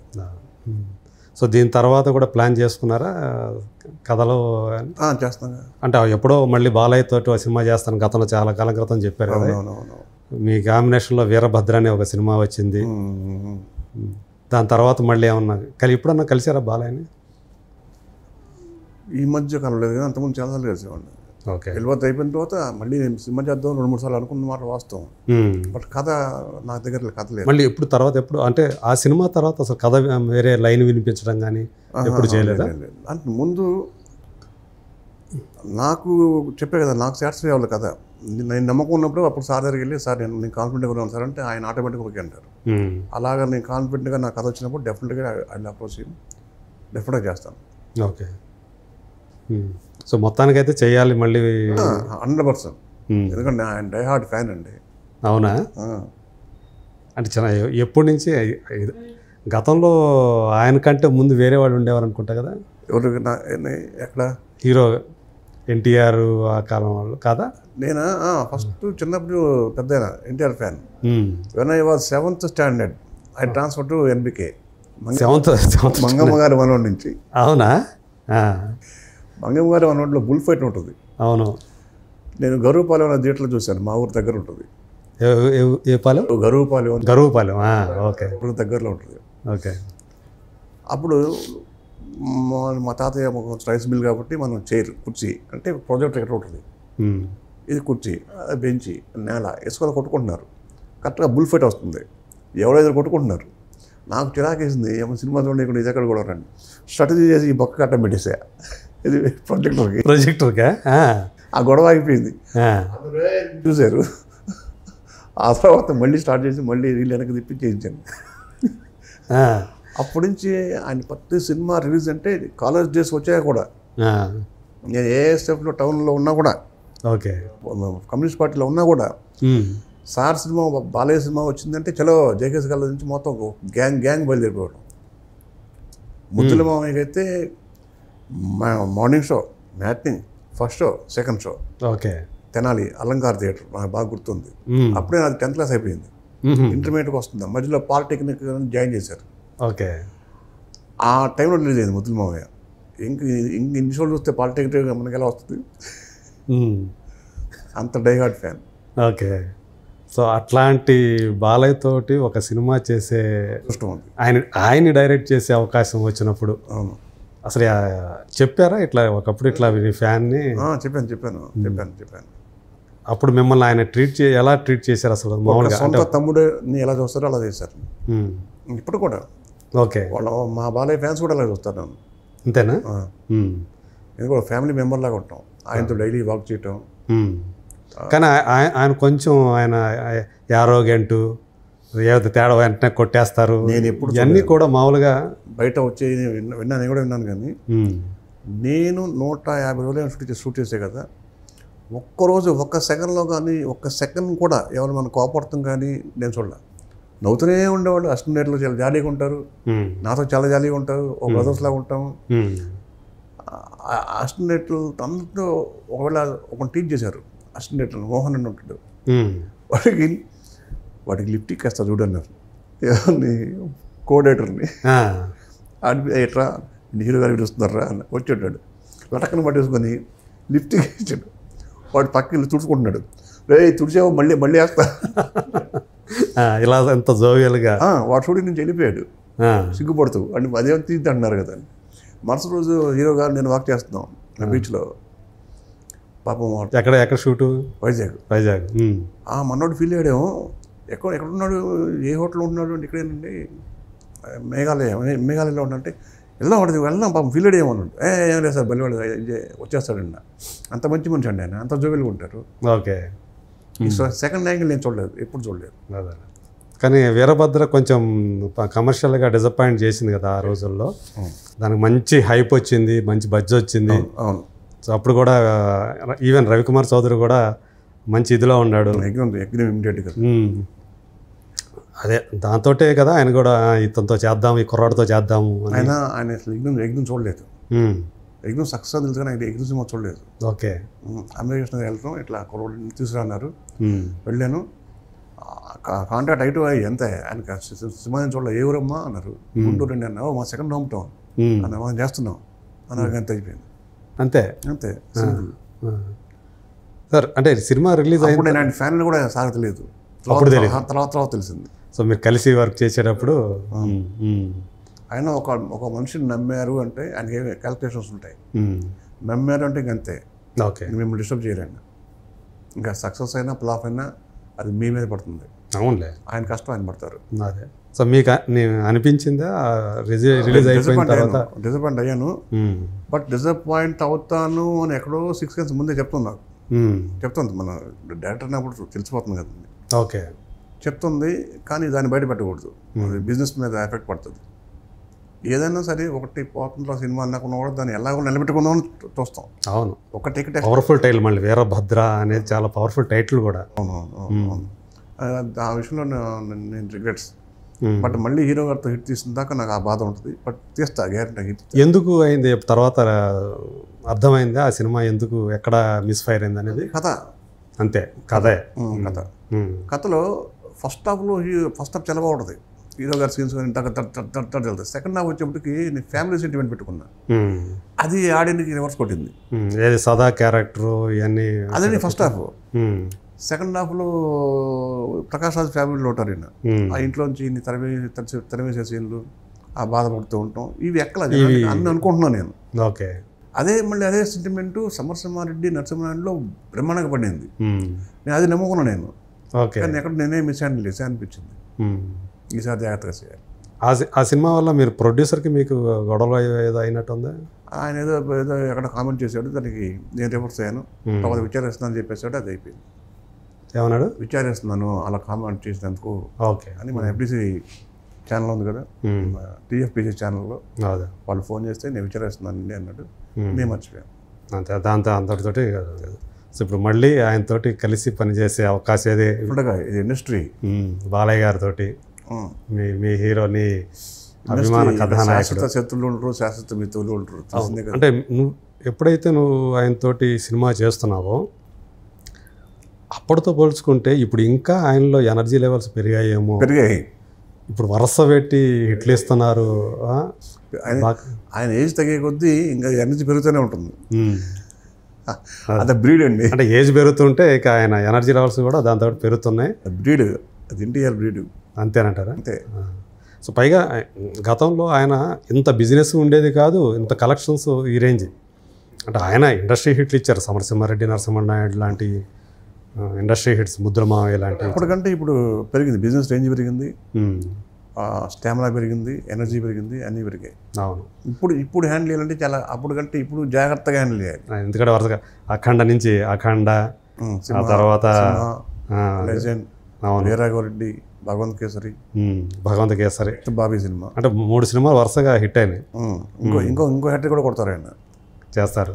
సో ఇప్పుడు 4వ హిట్ కూడా రెడీగా ఉందంటారు బాబీ డైరెక్షన్లో. అది సో ఇప్పుడు మరి ఆయన కోసం కథ రెడీ చేసి పెట్టుకున్నావా, చెయ్యాలా? ఒక లైన్ లాగా అనుకున్నాను. దాన్ని ఫుల్ పెట్టి కట్ చేసిన తర్వాత అది టైం పడుతుంది డెఫినెట్గా. ఇప్పుడు అనుకున్నాం కదా, ఇప్పుడు మారిన బిజినెస్కి, ఇప్పుడు మారిన ట్రెండ్కి, ఇప్పుడు మారిన ఆయన ఎనర్జీకి అందుకోవాలన్న టైం. ఇప్పుడు ఆయన మామూలు కేవలం హీరో మాత్రమే కాదు, ఒక బసవతారకం హాస్పిటల్కి చైర్మన్, ఎమ్మెల్యే, 3 సార్లు వరుసగా హ్యాట్రిక్ కొట్టిన ఎమ్మెల్యే. హిందూపురం అక్కడ కూడా ఇంకో 3 సార్లు కొడతారు. అక్కడ కొట్టిన, హిందూపురంలో కొట్టిన, ఇక్కడ డబుల్ హ్యాట్రిక్, అక్కడ డబుల్ హ్యాట్రిక్. అదే దీని అంతా కూడా అంటే ఆయన పర్సనల్ ఇమేజ్ని కూడా దృష్టి పెట్టుకొని చేయాల్సి వస్తుంది కదా ఇప్పుడు ఆయన మామూలుగా. పైగా ఇప్పుడు ఆయన ఇండస్ట్రీకి వచ్చి 50 years కరెక్ట్గా. అవును. ఇప్పుడే ఉత్సవాలు స్టార్ట్ అయ్యాయి. ఆగస్టులో కంప్లీట్ అవుతుంది. ఎంత హ్యాపీ అండి. అవును, 50 సంవత్సరాలు హీరోగా, పైగా సూపర్ స్టార్ లాగా ఒక మంచి మాస్ ఇమేజ్ తోటి ఎన్ని సినిమాలు, ఎన్ని క్యారెక్టర్లు. అవును, భైరవదీపం ఏంటి, ఆదిత్య త్రిశిష్ణన్ ఏంటి, అవును, ఒక నరసింహనాయుడు ఏంటి, ఒక సంవత్సరమారెడ్డి ఏంటి, ఒక మన మూగాపాడు ఏంటి, మంగమ్మగారు ఏంటి, సోషల్ సినిమాలే కాదు, జానపద సినిమాలు చేశారు. భైరవదీపం పౌరాణికాలు చేశారు. అట్లా అంటే అన్ని రకాల ఆయన సమకాలీన హీరోలో కానీ ఆయన తర్వాత కానీ ఆయన ఎవరో కూడా బాలకృష్ణ గారు క్లాస్ క్యారెక్టర్లు వేసి కూడా ఉన్నాయి.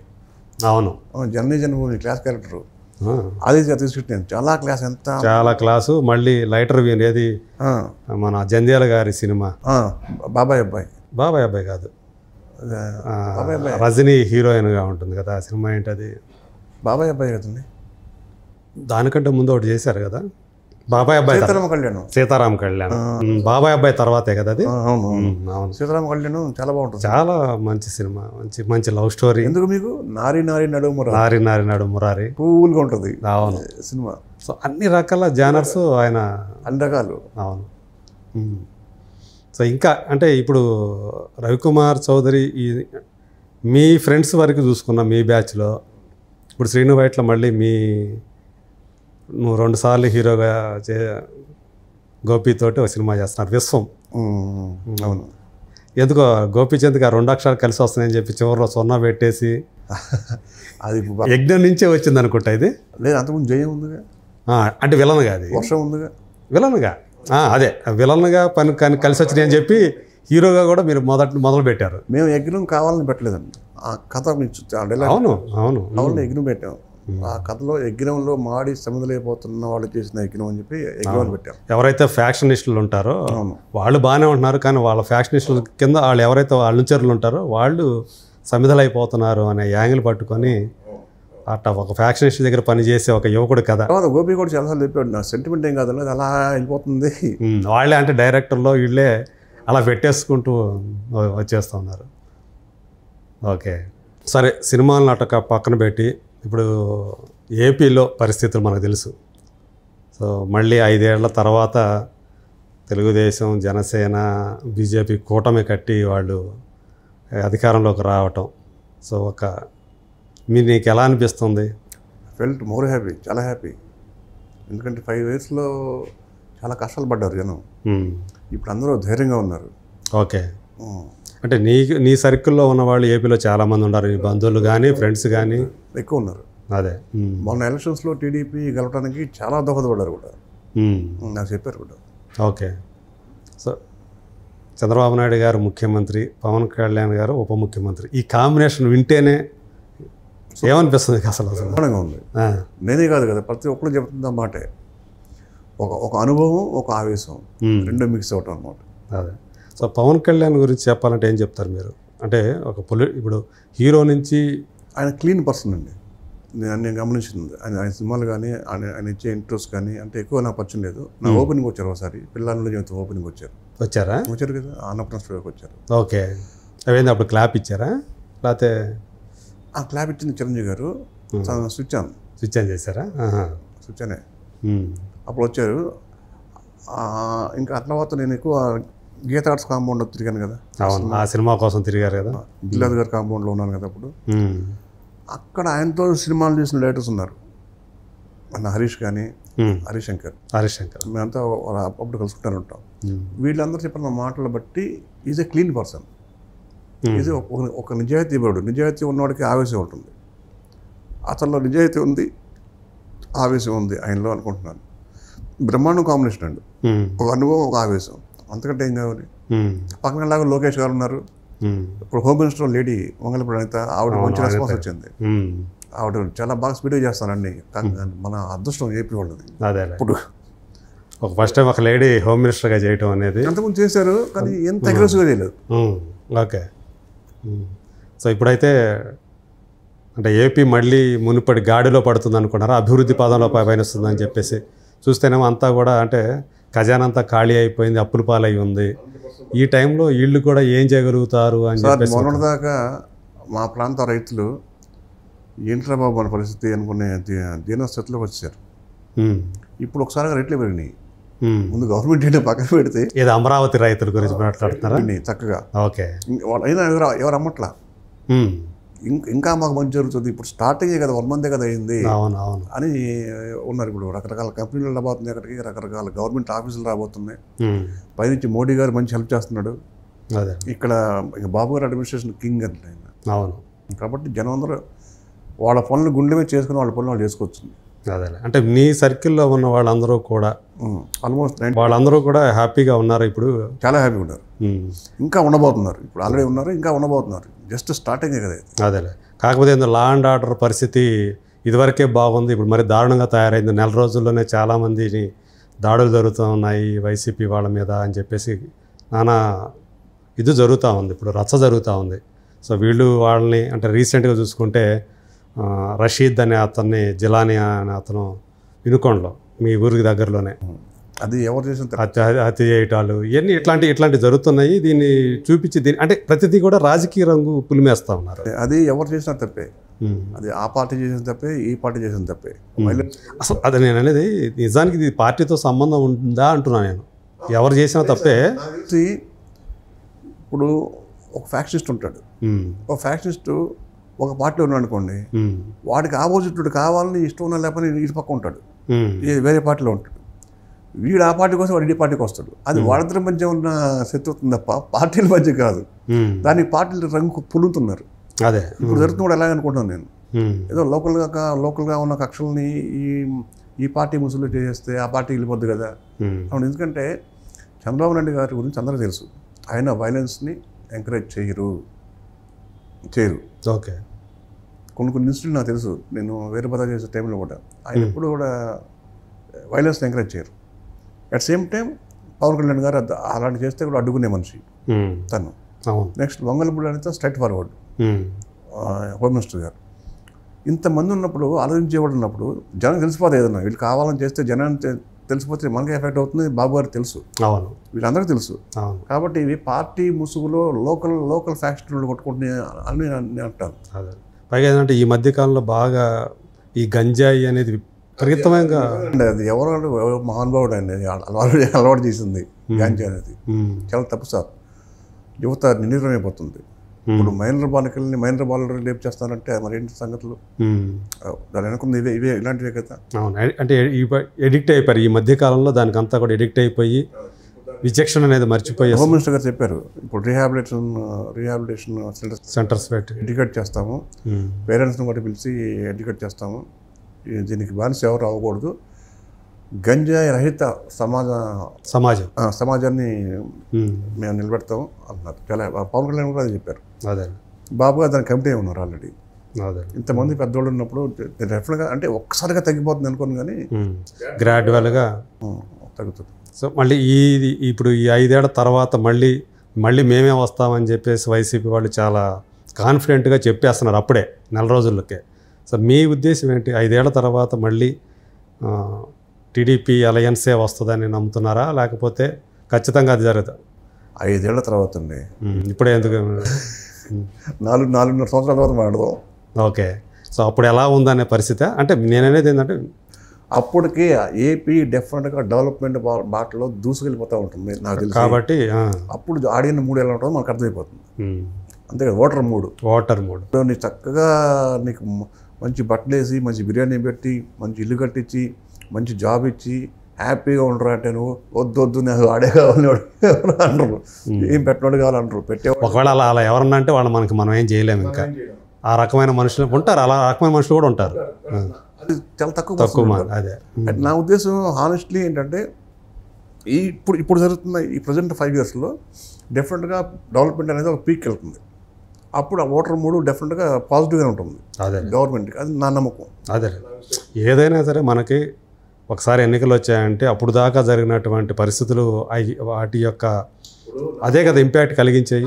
టీడీపీలో ఎక్కువ మంది ఫ్రెండ్స్ ఉన్నారు అని చెప్పి వైసీపీలో కూడా నాకు కొంతమంది ఫ్రెండ్స్ ఉన్నారు, వాళ్ళతో కూడా మేము మాడుతూ ఉంటాం. ఇప్పుడు కొట్టుకుంటే దాకా ఉండదు, అదే విధానాల మీద మాట్లాడతాం. వాడు చెప్తారు బాబు గారు వచ్చేసారు ఇంకా డెవలప్ మీదేనండి, 30 ఏళ్ళు మీదే మాది కాదని వాళ్ళే అంటారు. మరి సరదా డిస్కషన్ జరుగుతూ ఉంటాం. అదే నేను దాన్ని కూడా ఏకీభవించట్లేదు కానీ ఉమ్. ఈ 5 yearsలో జరిగే డెవలప్మెంట్ని బట్టి డెఫినెట్గా ఓటర్ అనేది మళ్ళీ కూటమితోనే ఉంటారని నా ఘంటాపరమైన. అంటే నేను కూడా చంద్రబాబు నాయుడు గారు కానీ పవన్ కళ్యాణ్ గారు కానీ గతంలో ఏదైతే ఎందుకు వాళ్ళకి అధికారం చేజారిపోయింది చంద్రబాబు నాయుడు గారికి తెలుగుదేశం పార్టీ నుంచి ఇంకొక పార్టీకి ఎందుకు చేజారిపోయింది అనేది అది తెలిసి ఉంటుంది అది.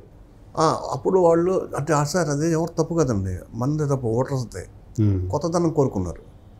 ఈసారి ఎట్లా వస్తే చేస్తాడని చూద్దాం, ఒకసారి అవకాశం ఇద్దాం, అది కొంప ముంచింది. మళ్ళీ అలాంటి తప్పు ఫెయిల్యూర్స్ కాదు. ఓకే, బాబు గారు అప్పుడు కష్టపడ్డారు, పోలవరం కోసం అప్పుడు కష్టపడ్డారు, అమరావతి కోసం ఇంకా కష్టపడ్డారు, రైతుల కోసం కష్టపడ్డారు, ఉద్యోగస్తుల కోసం కష్టపడ్డారు. బట్ ఆయన చేసిన తప్పు ఏంటంటే ఆయన తప్పు కాదు, కొత్తదనం. ఇతను వస్తే ఏం చేస్తారు చూద్దాం ఒకసారి అన్నారు. ఇంకెప్పుడు అలాంటి తప్పు చేయరని అనుకుంటున్నా. అదే అంటే ఓటర్లు మళ్ళీ ఆ తప్పు చేయరు, ఒకసారి చేసిన తప్పు. ఒకసారి చేసిన తప్పు ఏ మనిషి చేయడు. అదేలే, అంటే మళ్ళీ ఈ 5 ఏళ్ళలో మళ్ళీ కొత్త ఓటర్లు వస్తారు, కొత్త రక్తం వస్తుంది, మళ్ళీ కొంత డెవలప్మెంట్ వస్తుంది. అదే ఇప్పుడు కూడా కొత్త రక్తం రాబట్టే కదండి ఓటింగ్ పర్సంటేజ్ పెరిగింది. బట్ దట్టు కూడా ఏంటంటే పోయినసారి ఇంటికి వెళ్ళి టీడీపీ ఈసారి ఏం చేశారంటే టీడీపీ కానీ జనసేన కానీ బీజేపీ కానీ బాగా ఎడ్యుకేట్ చేశారండి. ఇంటింటికి కార్యకర్తలు వెళ్ళి కూర్చొని చెప్పడం అసలు వాడి డెవలప్మెంట్ ఎందుకు ఆగిపోయింది, కారణం ఏంటి, చదువుకున్న వాళ్ళందరూ ఏమవుతున్నారు, ఎక్కడికి వెళ్తున్నారు, ఇక్కడ ఉంటున్నారా, వీళ్ళకి ఉపాధి ఉందా లేదా, అది బిగిన్ ఫ్రమ్ ఇక్కడ నుంచి స్టార్ట్ అయింది. మన హైటెక్ సిటీ పెట్టారు చూసారా, ఒక బాబు గారికి సపోర్ట్గా ఒక సమిట్ పెట్టారు. సమిట్ కదా, అదే ఒక సమావేశం జరిగింది, అక్కడి నుంచి స్టార్ట్ అయింది. నాకు న్యూస్లో ఉంటారు, స్విట్జర్లాండ్ ఉంటారు, యూకేలో ఉంటారు ఫ్రెండ్స్, అంత మాట్లాడుతున్నారు. వాళ్ళు కూడా వచ్చారు, రావటం కాదు, వచ్చి ప్రతి వాళ్ళ ఊళ్ళకి వెళ్ళి ప్రతి ఇంటికి వెళ్ళి ముసలి వాళ్ళని కూర్చోబెట్టి చదువుకున్న వాళ్ళని కూడా ఎడ్యుకేట్ చేశారు. అసలు ఇప్పుడు దాకా ఏం జరిగింది, ఇప్పుడు ఏం జరగబోతుంది, ఇది కంటిన్యూ అయితే ఏం జరుగుద్ది అదే ఎడ్యుకేట్ చేయగలిగారండి. దాంతో మంచి రిజల్ట్ వచ్చింది. అది ఎప్పుడు ఇంపార్టెంటే. అదే, సో అలా జనం కూడా తెలుసుకొని ఈసారి గట్టిగా వేశారు. సో సినిమా ఇండస్ట్రీకి సంబంధించి ఏపీలో ఏమన్నా డెవలప్మెంట్ కూడా ఇండస్ట్రీ పరంగా కూడా ఏమన్నా ఉంటుందా? ఎందుకంటే మనకు తెలుసు లాస్ట్ టైం కొన్ని ఇబ్బందులు ఎదుర్కొన్నాం గత ప్రభుత్వంలో. సినిమా వాళ్ళు ఒక టికెట్ రేట్ల విషయం కానీ థియేటర్ల విషయంలో కానివ్వండి, సో చాలా ఇబ్బందులు పడ్డారు. మన వాళ్ళు పెద్ద వాళ్ళే వెళ్ళి మాట్లాడాల్సి వచ్చింది, కొంచెం ఆదుకోండి మా ఇండస్ట్రీ అని చెప్పి. తెలుసు కదా, చిరంజీవి గారు కూడా చూశాను. ఆ తర్వాత చాలామంది బాధపడింది ఉంది, అవమానించారు అని ఒక చిన్న నడిపించారు బయట అని, గేట్ దగ్గర నుంచి నడిపించారని అన్నీ విన్నాం. సో అవన్నీ పక్కన పెట్టినా కానీ అంటే సినిమా ఇండస్ట్రీకి సహకరించండి అని చెప్పేసి ఇండస్ట్రీ పేరు పొందిన వాళ్ళు వెళ్ళి తప్పనిసరి పరిస్థితుల్లో అలా అయినా ఏమన్నా కదులుతుందేమో, ఏమన్నా ఫేవర్గా ఏమన్నా జరుగుతుంది. అప్పుడు ఏమో నాకు తెలియదు కానీ ఈ గవర్నమెంట్లో మాత్రం డెఫినెట్గా ఎందుకంటే బాబు గారు ఫిల్మ్ ఇండస్ట్రీ లవర్ అయినా, పవన్ కళ్యాణ్ గారు సినిమా ఇండస్ట్రీ హీరో. అవును. నెక్స్ట్ ఇప్పుడు మన అక్కడ మినిస్టర్ దుర్గేష్ గారు, అవును, కందుల దుర్గేష్ సినిమాటోగ్రఫీ మినిస్టర్, పవన్ కళ్యాణ్ గారి అభిమాని ఫ్రెండ్. అవును, కాబట్టి సినిమాకి డెఫినెట్గా లింక్ ఉంటుంది. పైగా మొన్న అందరినీ పవన్ కళ్యాణ్ గారిని కలిశారు.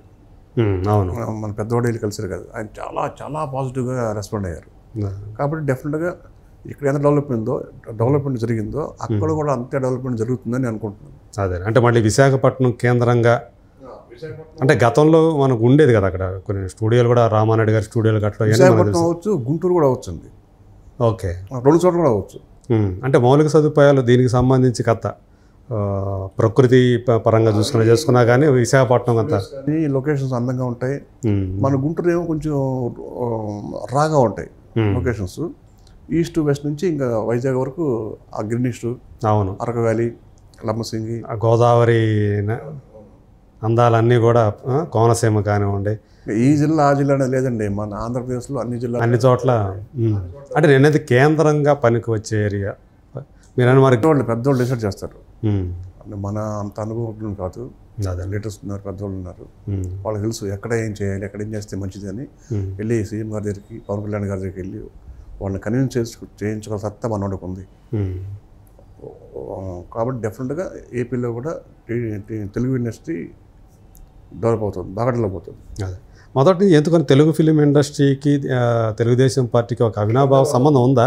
ఎక్కువ మంది ఫేవర్గానే ఉంటారు సార్. ఇప్పుడు కూడా మొన్న కొంచెం మంది భయపడ్డారు తప్ప బయటపడటానికి ఆల్మోస్ట్ అందరి గుండెల్లో బాగున్నారు. ఓకే, నాకు తెలిసి అనుకుంటున్నా. ఎవరో ఉంటారు ఓ 10% లేకుండా ఎలా ఉంటారు, మొత్తం ఏకచక్రత ఏమంటారు, మోనోపాలి ఉన్నది కదా, అదే. బట్ ఎక్కువ మంది ఉన్నారు. సో పోసాని కృష్ణమురళి గురించి ఏం చెప్తారు? మీకు బాగా పరిచయమే కదా పోసాని కృష్ణ. బాగా వచ్చు కాబట్టి. కానీ ఆయన చాలా అగ్రెసివ్గా చాలా నెగిటివ్గా మాట్లాడుతూ వచ్చారు కదా, చంద్రబాబు గారి గురించి కానివ్వండి, పవన్ కళ్యాణ్ గారి గురించి కానీ చాలా అంటే చాలా తీవ్రమైనటువంటి పరుష పదజాలంతో ఆయన దూషిస్తూ ఆయన ఏ పార్టీలో ఉంటే అవతల పార్టీ వాళ్ళు తిడతారు, అది ఏ పార్టీ అయినా సరే. ఒకప్పుడు టీడీపీలో ఉన్నప్పుడు ఆపోజిట్ని తిట్టారు. ఓకే, మొన్న టీడీపీని తిట్టారు. అది ఆయన నైజం. ఓకే, అంటే నైజం వల్లే ఆయన అంతే తప్ప పర్సనల్గా ఏముండదు అంటారా ఆయనకి? పర్సనల్గా ఎందుకు ఉంటుందండి? పార్టీ మారినట్టు పర్సనల్గా ఉంటుందా? ఇప్పుడు చిన్నప్పటి నుంచి అంటే ఆయన చెప్పాలంటే ఒక రంకెల్లాగా వేస్తారు కదా, అసలు ఎగిరెగిరి పడతారు అసలు వాళ్ళ పేర్లు చెప్పేసి. ఇప్పుడు వేయట్లేదుగా. అవును, అంటే ఇప్పుడు అంటే ఇక ఓడిపోయారు కాబట్టి తమ పార్టీ ఓడిపోయింది అంటే ఒక సినిమా ఫ్లాప్ అయినంత మాత్రం లీడర్ కాకుండా పోతున్నా, ఒకసారి ఓడిపోయినంత మాత్రం లీడర్ కాకుండా పోతున్నా. బట్ క్యారెక్టర్ మార్చకూడదు. ఇప్పుడు ఏ క్యారెక్టర్ మెయింటైన్ చేసామో అదే క్యారెక్టర్ మెయింటైన్ చేయాలంటున్నాను నేను. ఓకే, అప్పుడు అరిచి ఇప్పుడు సైలెంట్ కాకూడదు, ఇప్పుడు కూడా అరవాలి. అంతే కదా. ఎందుకు సైలెంట్ అయ్యారంటారు మరి? అదే అంటున్నాను, ఎందుకు అవ్వాలి? ఇప్పుడు కూడా మాట్లాడాలి కదా. ఎందుకంటే జనం మూడు తెలుసు ఎలా ఉందనేది. సరే, సో ఆయన రియలైజ్ అయి ఉంటాడు అంటారా? ఆయన 100% అయి ఉంటారు అనుకుంటున్నాను. అందుకే సైలెంట్. మీకు పర్సనల్గా బాగా తెలిసిన వ్యక్తి కదా? బాగా తెలుసు. బంధువు ఏమైనా అవుతారా? అది లేదండి, నాకు తెలుసు. నా దగ్గర లేదు. ఓకే, నేను తాగుతా కానీ ఆయన దగ్గర నాకు తెలియదు. నా దగ్గర ఇప్పుడు తాగలేదు. సో అంటే ఆయన కూడా నాకు ఇండస్ట్రీ నుంచి అవకాశాలు తగ్గిపోయాయి ఇలా ఉండటం వల్ల అని కూడా ఆయన కూడా చెప్పిన సందర్భాలు ఉన్నాయి. నిజంగా ఇండస్ట్రీ అలా పనిచేస్తుందా అని? అలా ఏం చేయదండి. ఇక్కడ కావాల్సింది సక్సెస్. మూర్తి, నీ దగ్గర మంచి కథ ఉందా? నువ్వు ఏ పార్టీ నాకు అనవసరం. నాకు సక్సెస్ కావాలి కదా. నేను డబ్బులు ఇచ్చి నేను ఇంటికి వచ్చి ఆ కథ కొనుక్కుంటా. నాకు తెలిసిందంటే ఎగిరిమూర్తి దగ్గర మంచి కథ ఉందంట అంటే ఎట్లా వదిలిపెడతాను నేను? నువ్వు వైసీపీ వాడు కదా అని చెప్పి నీ దగ్గర కథ తీసుకోవడం నేను అంత మూర్ఖత్వం లేదు ఇక్కడ. మనకు ఇట్స్ ఎ బిజినెస్.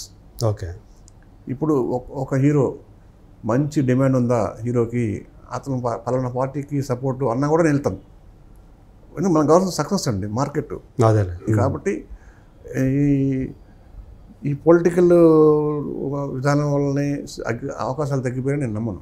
ఓకే, కొంత పర్సనల్గా మన తప్పులు ఉంటాయి కదా. ప్రతిదీ మన పొలిటికల్కి పోయకూడదని నా ఉద్దేశం. ఓకే, బట్ క్యారెక్టర్ మార్చుకోకూడదు. నువ్వు సినిమా ఫ్లాప్ అయినా ఎలా ఉండాలి, సినిమా హిట్ అయినా ఎలా ఉండాలి. అదే, ఫ్లాప్ అయితే ఒకలాగా, హిట్ అయితే ఒకలాగా. అది అంటారు ప్రభాస్ గారి సినిమాలో ఉంటుంది, ఒట్టేసి ఒక మాట ఒట్టేయకుండా ఒక మాట చెప్పనము అని. అలా ఓడినప్పుడు ఒకలాగా, గెలిచినప్పుడు ఒకలాగా ఉండకూడదు. నీ క్యారెక్టర్ అలాగే ఉండాలి. చూద్దాం ఆయన మరి.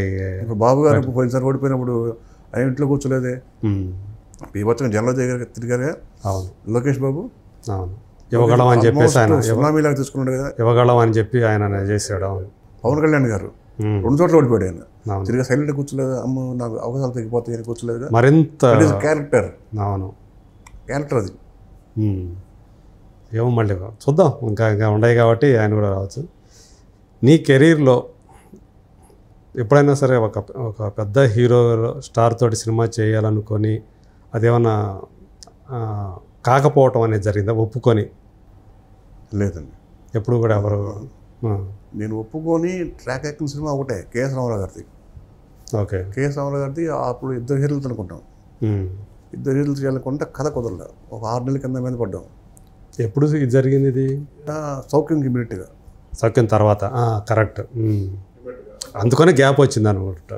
అది అక్కడ నుంచే నాకు కొట్టిందండి. అది ట్రాక్ ఎక్కలేదు. ఎందుకంటే అప్పుడు ఎవరితో అనుకున్నారా? పలానా వాళ్ళతో అనుకున్నాం. ఎవరితో? సాయిధరం తేజ్, కళ్యాణ్ రామ్ కలిసి. ఓకే, ఓహో, ఆ ఫ్యామిలీ ఈ ఫ్యామిలీ మెగా అనుకున్నాం మేము. తర్వాత వచ్చింది RR. అదే అనుకున్నాం.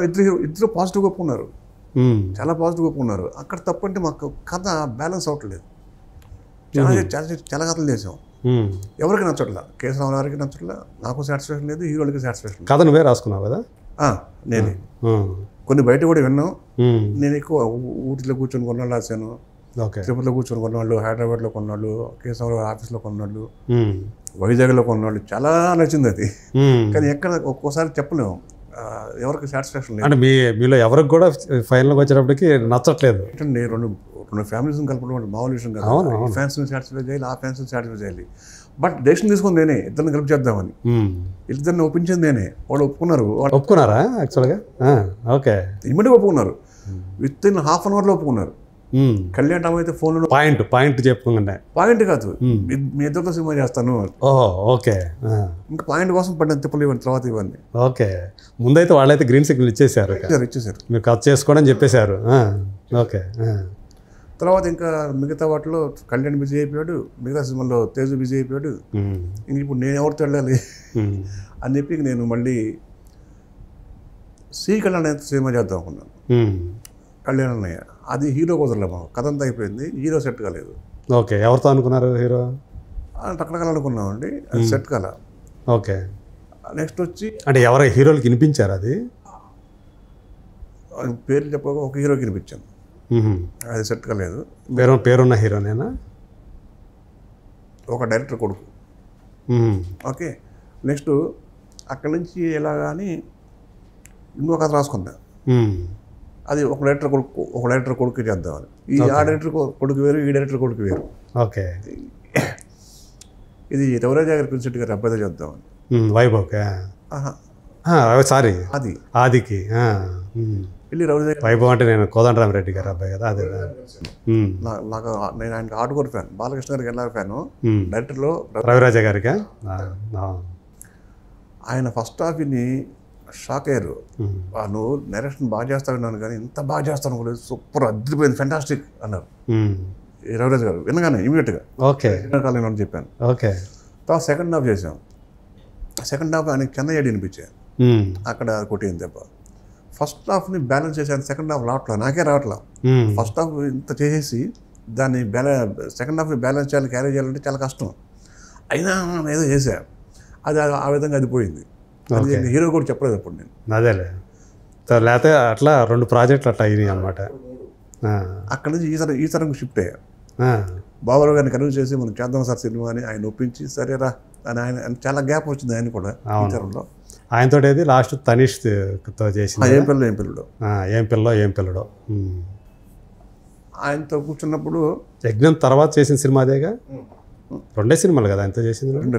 ఇదే మూడోది మిస్ అయింది చెప్ప. అదే ఇదేమైంది, ఈ తరంలో నేను, బాబురావు గారు, భాషాశ్రీ రైటరు, ముగ్గురం ఒక 1.5 year కూర్చున్నాం.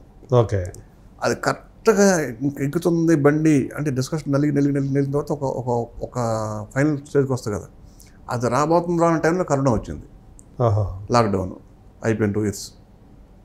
లాక్డౌన్లో కొన్ని నేను మా బాబాయ్ని రామారావు గారిని పోగొట్టుకోవటం, ఈ తరం ఇవన్నీ ఒకళ్ళు అనుకుంటే బాబురావు గారు బ్రదర్. ఆయన బాబురావు గారు ఆల్మోస్ట్ రైట్ హ్యాండ్, ఇద్దరు రామలక్ష్మణలా ఉంటారు. నేను బాబాయ్ అంటాను. అది ప్రొడక్షన్ అంతా ఆయన చూసుకునేవాడు కదా. ఆయన చూసుకున్నారు. ఈయనేమో క్రియేటివ్ సైట్ ఉంటారు, ఆయన ప్రొడక్షన్ సైట్ ఉంటారు. అదే బాబురావు గారికి ఓన్లీ క్రియేటివ్ సైట్ అంటే ఇష్టం ఆయనకి, ప్రొడక్షన్ సైట్ కంటే కథల్లో కూర్చోవటం అదంతా కూడా అది ఒక సిస్టమ్ అండి, సూపర్ సిస్టమ్. ప్రీ ప్రొడక్షన్ అంతా ఆయన చూసుకుంటారు, ప్రొడక్షన్ మొత్తం బాబాయ్ చూసుకునేవాళ్ళు. మళ్ళీ పోస్ట్ ప్రొడక్షన్ వచ్చేవాటికి మళ్ళీ రికార్డింగ్ కానీ సాంగ్స్ మళ్ళీ ఉంటారు. అదే ఆ విధంగా అక్కడ 1.5 year పోయింది. 2 years పోయినట్టే కదా మళ్ళీ కరోనా. ఆ తర్వాత ఆ లాక్డౌన్ ఎలా చేసుకున్న కథ ఈ కథ, ఇది తిరగబడరా సాంగ్. అందుకని గ్యాప్ వచ్చింది. ఓకే. సో ఇక నుంచి అయితే ఈ గ్యాప్ రాకుండా ఉండటం కోసం ఏమన్నా ఇప్పుడు కొన్ని నేషనల్ కెలామిటీస్ ఉంటాయండి, దాన్ని మనం ఏం చేయలేం కదా. ఇప్పుడు కరోనా వచ్చిన గ్యాప్ వస్తుంది, అది అందరికీ వచ్చింది, అందరికే కాదు కదా. అందరికీ గ్యాప్ రాకుండా జాగ్రత్తలు తీసుకుంటానని చెప్తున్నాను. బట్ అనుకోకుండా వస్తే ఏం చేయలేము. అదే, బట్ ముందు మంచి కథలు రావాలి, దాన్ని మంచి హీరో. అంటే ఈ టైంని నువ్వు ఏమైనా సద్వినియోగం చేసుకోగలిగావా? సబ్జెక్టులు చేసుకోవటం ఇప్పుడు ఉన్నాయి, ఇప్పుడు 3-4 చేశాను. ఓకే. ఎవరో ఇంకా హీరోలు తెలియదు కానీ ఒక 2 పెద్ద హీరోలు అయితే బాగుంటుంది ఒక కథ. 2 పెద్ద హీరోలు కావాలి, మంచి మాస్ ఇమేజ్ ఉన్న వాళ్ళే కావాలి ముందు దానికి. ఇద్దరు మాసేనా? ఇద్దరే మాసే ఉంటుంది. ఓకే. అది ఎవరు ఏంటి అంటే ఒకప్పుడు కృష్ణరాజు చేసినట్టు, అదే ఎన్టీఆర్ కృష్ణ చేసినట్టు ఆల్మోస్ట్. ఓ రకంగా చెప్పాలంటే ఇప్పుడు RRRలో ఎన్టీఆర్ జూనియర్ ఎన్టీఆర్ రామ్ చరణ్ చేసినట్టు. అలా ఇద్దరు కావాలి. సో నువ్వు చేయలేని పని రాజమౌళి గారు ఆ తర్వాత తీర్చేశారు. మెగా ఫ్యామిలీ, నందపూర్ ఫ్యామిలీని. నేను అనుకున్న చిన్న అంత అదే వాళ్ళు ఈక్వల్ స్టార్డమ్ ఉన్నటువంటి మాస్ ఇమేజ్ ఇప్పుడు ఉన్నటువంటి. నేను చేసుకున్న కథకి అలాంటి ప్రొడ్యూసర్ కావాలి, అలాంటి ఆర్టిస్టులు కావాలి. ఓకే. ఇప్పుడు నేను చెప్పాను కృష్ణ గారు, కృష్ణరాజు గారు, అలాంటి కాంబినేషన్ కావాలి. అంటే ఇప్పుడున్న అప్డేట్లో ఉండాలి. అది పాత కథలాగా ఉండదు. ఓకే. చాలా కొత్తగా ఉంటుంది. చూస్తాను next full plan. Okay. So ఏంటి అంటే ఎలా ఉంది మీ లైఫ్ అంతా, ఎలా జరుగుతుంది? వచ్చింది ఎక్కడి నుంచో వచ్చావు, గుంటూరు నుంచి ఇక్కడికి వచ్చావు. ఎన్ని సంవత్సరాలు అయింది ఇప్పటికి? 33 ఇయర్స్ ఇక్కడికి వచ్చి. సో ఈ 33 ఇయర్స్లో కోల్పోయింది ఎక్కువ, గెలిచింది ఎక్కువ అంటే ఏం చెప్తావు? పేరు పరంగా గెలిచా. పేరు వచ్చింది, ఏఎస్ రవికుమార్ చౌదరి, ఆయనకి ఒక ఐడెంటిటీ వచ్చింది. పర్సనల్గా నష్టపోయా. అంటే కాబట్టి 50-50 ఉన్నాయి. ఓకే. పర్సనల్గా అంటే ఎలా? పర్సనల్గా ఎలా? లైఫ్ చాలా ఉంది కదా. పర్సనల్గా అంటే ఎలా? అంటే అది ఆర్థికంగా కావచ్చు, కొన్ని నా తప్పులు ఉండొచ్చు. ఇప్పుడు ఏ మనిషి మహాత్ముడు కాదు కదా. నాకు తెలియకుండా కొన్ని తప్పులు చేయొచ్చు. నేను అవి ఒకటి రెక్టిఫై చేసుకుంటూ వెళ్తున్నాను. బట్ ఇంకా లైఫ్ ఇంకా సగం ఉంది. ఐఎమ్ 51. ఈ ఆగస్టు 25కి 51 అవుతుంది. అందుకే షేవింగ్ కొడుతుంటే మానేసా. ఇంకేం చేస్తాం, పాప బిడ్డే వచ్చేసింది.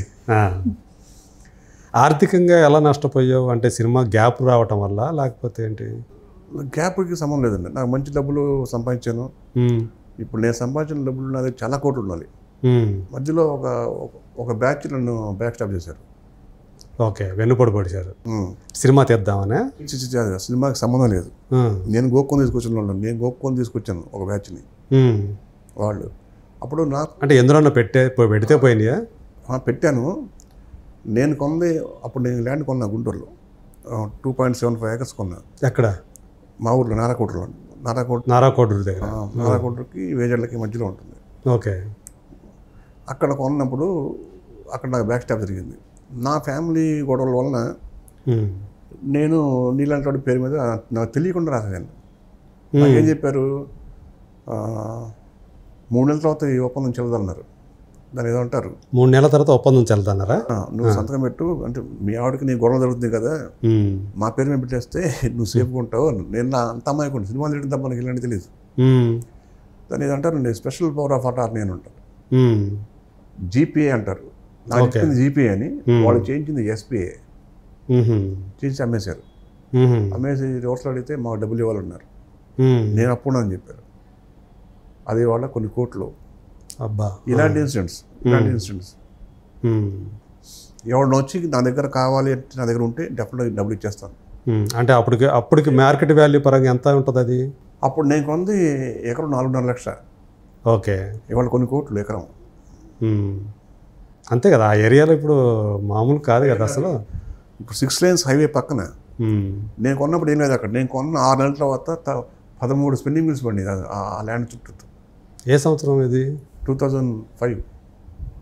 నువ్వు కొంది మధ్యలో కొన్నాను. ఆ సినిమా చేసేటప్పుడు అనమాట. కొన్నాను. ఇలాంటి 2-3 ఉన్నాయి. పైగా బట్ ఏంటంటే నేను చెల్లించలేదు అక్కడ. మనకు వచ్చిందే ప్రాప్తం. వాళ్ళ మీద రివర్స్లో తిడతాం కానీ గొడవ పెట్టుకోవడం కానీ ఏమీ చేయలేదు.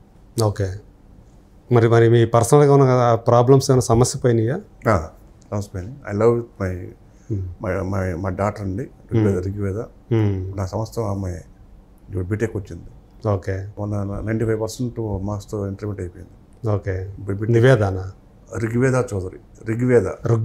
ఋగ్వేదం అనే పేరు పెట్టావా? ఋగ్వేదం తీసుకొచ్చి ఋగ్వేద. ఓకే. అవునవును. ఎందుకని వేదం పేరు పెట్టావు? నువ్వు పెట్టారా లేకపోతే వాళ్ళు పెట్టారా? నేనే పెట్టా. పాప పుట్టకముందే పెట్టా. అవునా? బిందు గారు ఓకే అన్నారా? ఫస్ట్ నేను పేరు పెట్టగానే చెప్పింది తనికెళ్ళ బండి గారు చెప్పా. అప్పుడు నేను యజ్ఞం షూటింగ్ చేస్తాను. యజ్ఞం కాదు, జగడం చేస్తున్నాను ఆర్టిస్ట్గా. జగడం. ఓకే. సుకుమార్ది. అవును. ఆగస్టు 25 పాప పుడుతుంది. ఆగస్టు 25 పుడుతుంది. 24 వరకు ఆ షూట్లో ఉన్నాను నేను.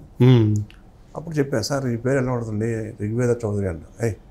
ఏ ఇన్సిడెంట్ మోడర్న్ పేరులా ఉందా అన్నాడు ఆయన. నేను ఎందుకు పెట్టానంటే అది వేదాల్లో ఆదివేదం ఋగ్వేదం. అవును. అది ఋషులు రాసిన వేదం, అందుకే ఋగ్వేదం అంటారు. రు అంటే ఋషుల్లో, ఋషి అంటే వాడు, రు అంటే విజిబిలిటీ ఉన్నవాడు, దార్శనికత అంటే ఒక కండెన్సర్ లాంటి వాడు, టీవీకి శాటిలైట్ లాగా. అవును. అంటే మనకి భవిష్యత్తుకి, భూతకాలానికి, వర్తమానానికి అన్నిటికీ వాళ్ళు అనుసంధానకర్త లాంటి వాళ్ళు. వాళ్ళని ఋషులు అంటారు. లక్షణం ఉన్న వాళ్ళు ఋషులు. ఆ ఋషులు రాసిన వేదం ఋగ్వేదం. ఇందుకని పెట్టాను నేను. అర్థం ఉండాలిగా పేరు పెడితే. ఓకే. పుసి బుసి అని పెట్టకుండా. అదే సుబ్రత, నీ లోకం అంతా అమ్మాయేనా, పాపేనా? ఒక్కతే కదా పాప? అంటే పాప చాలు.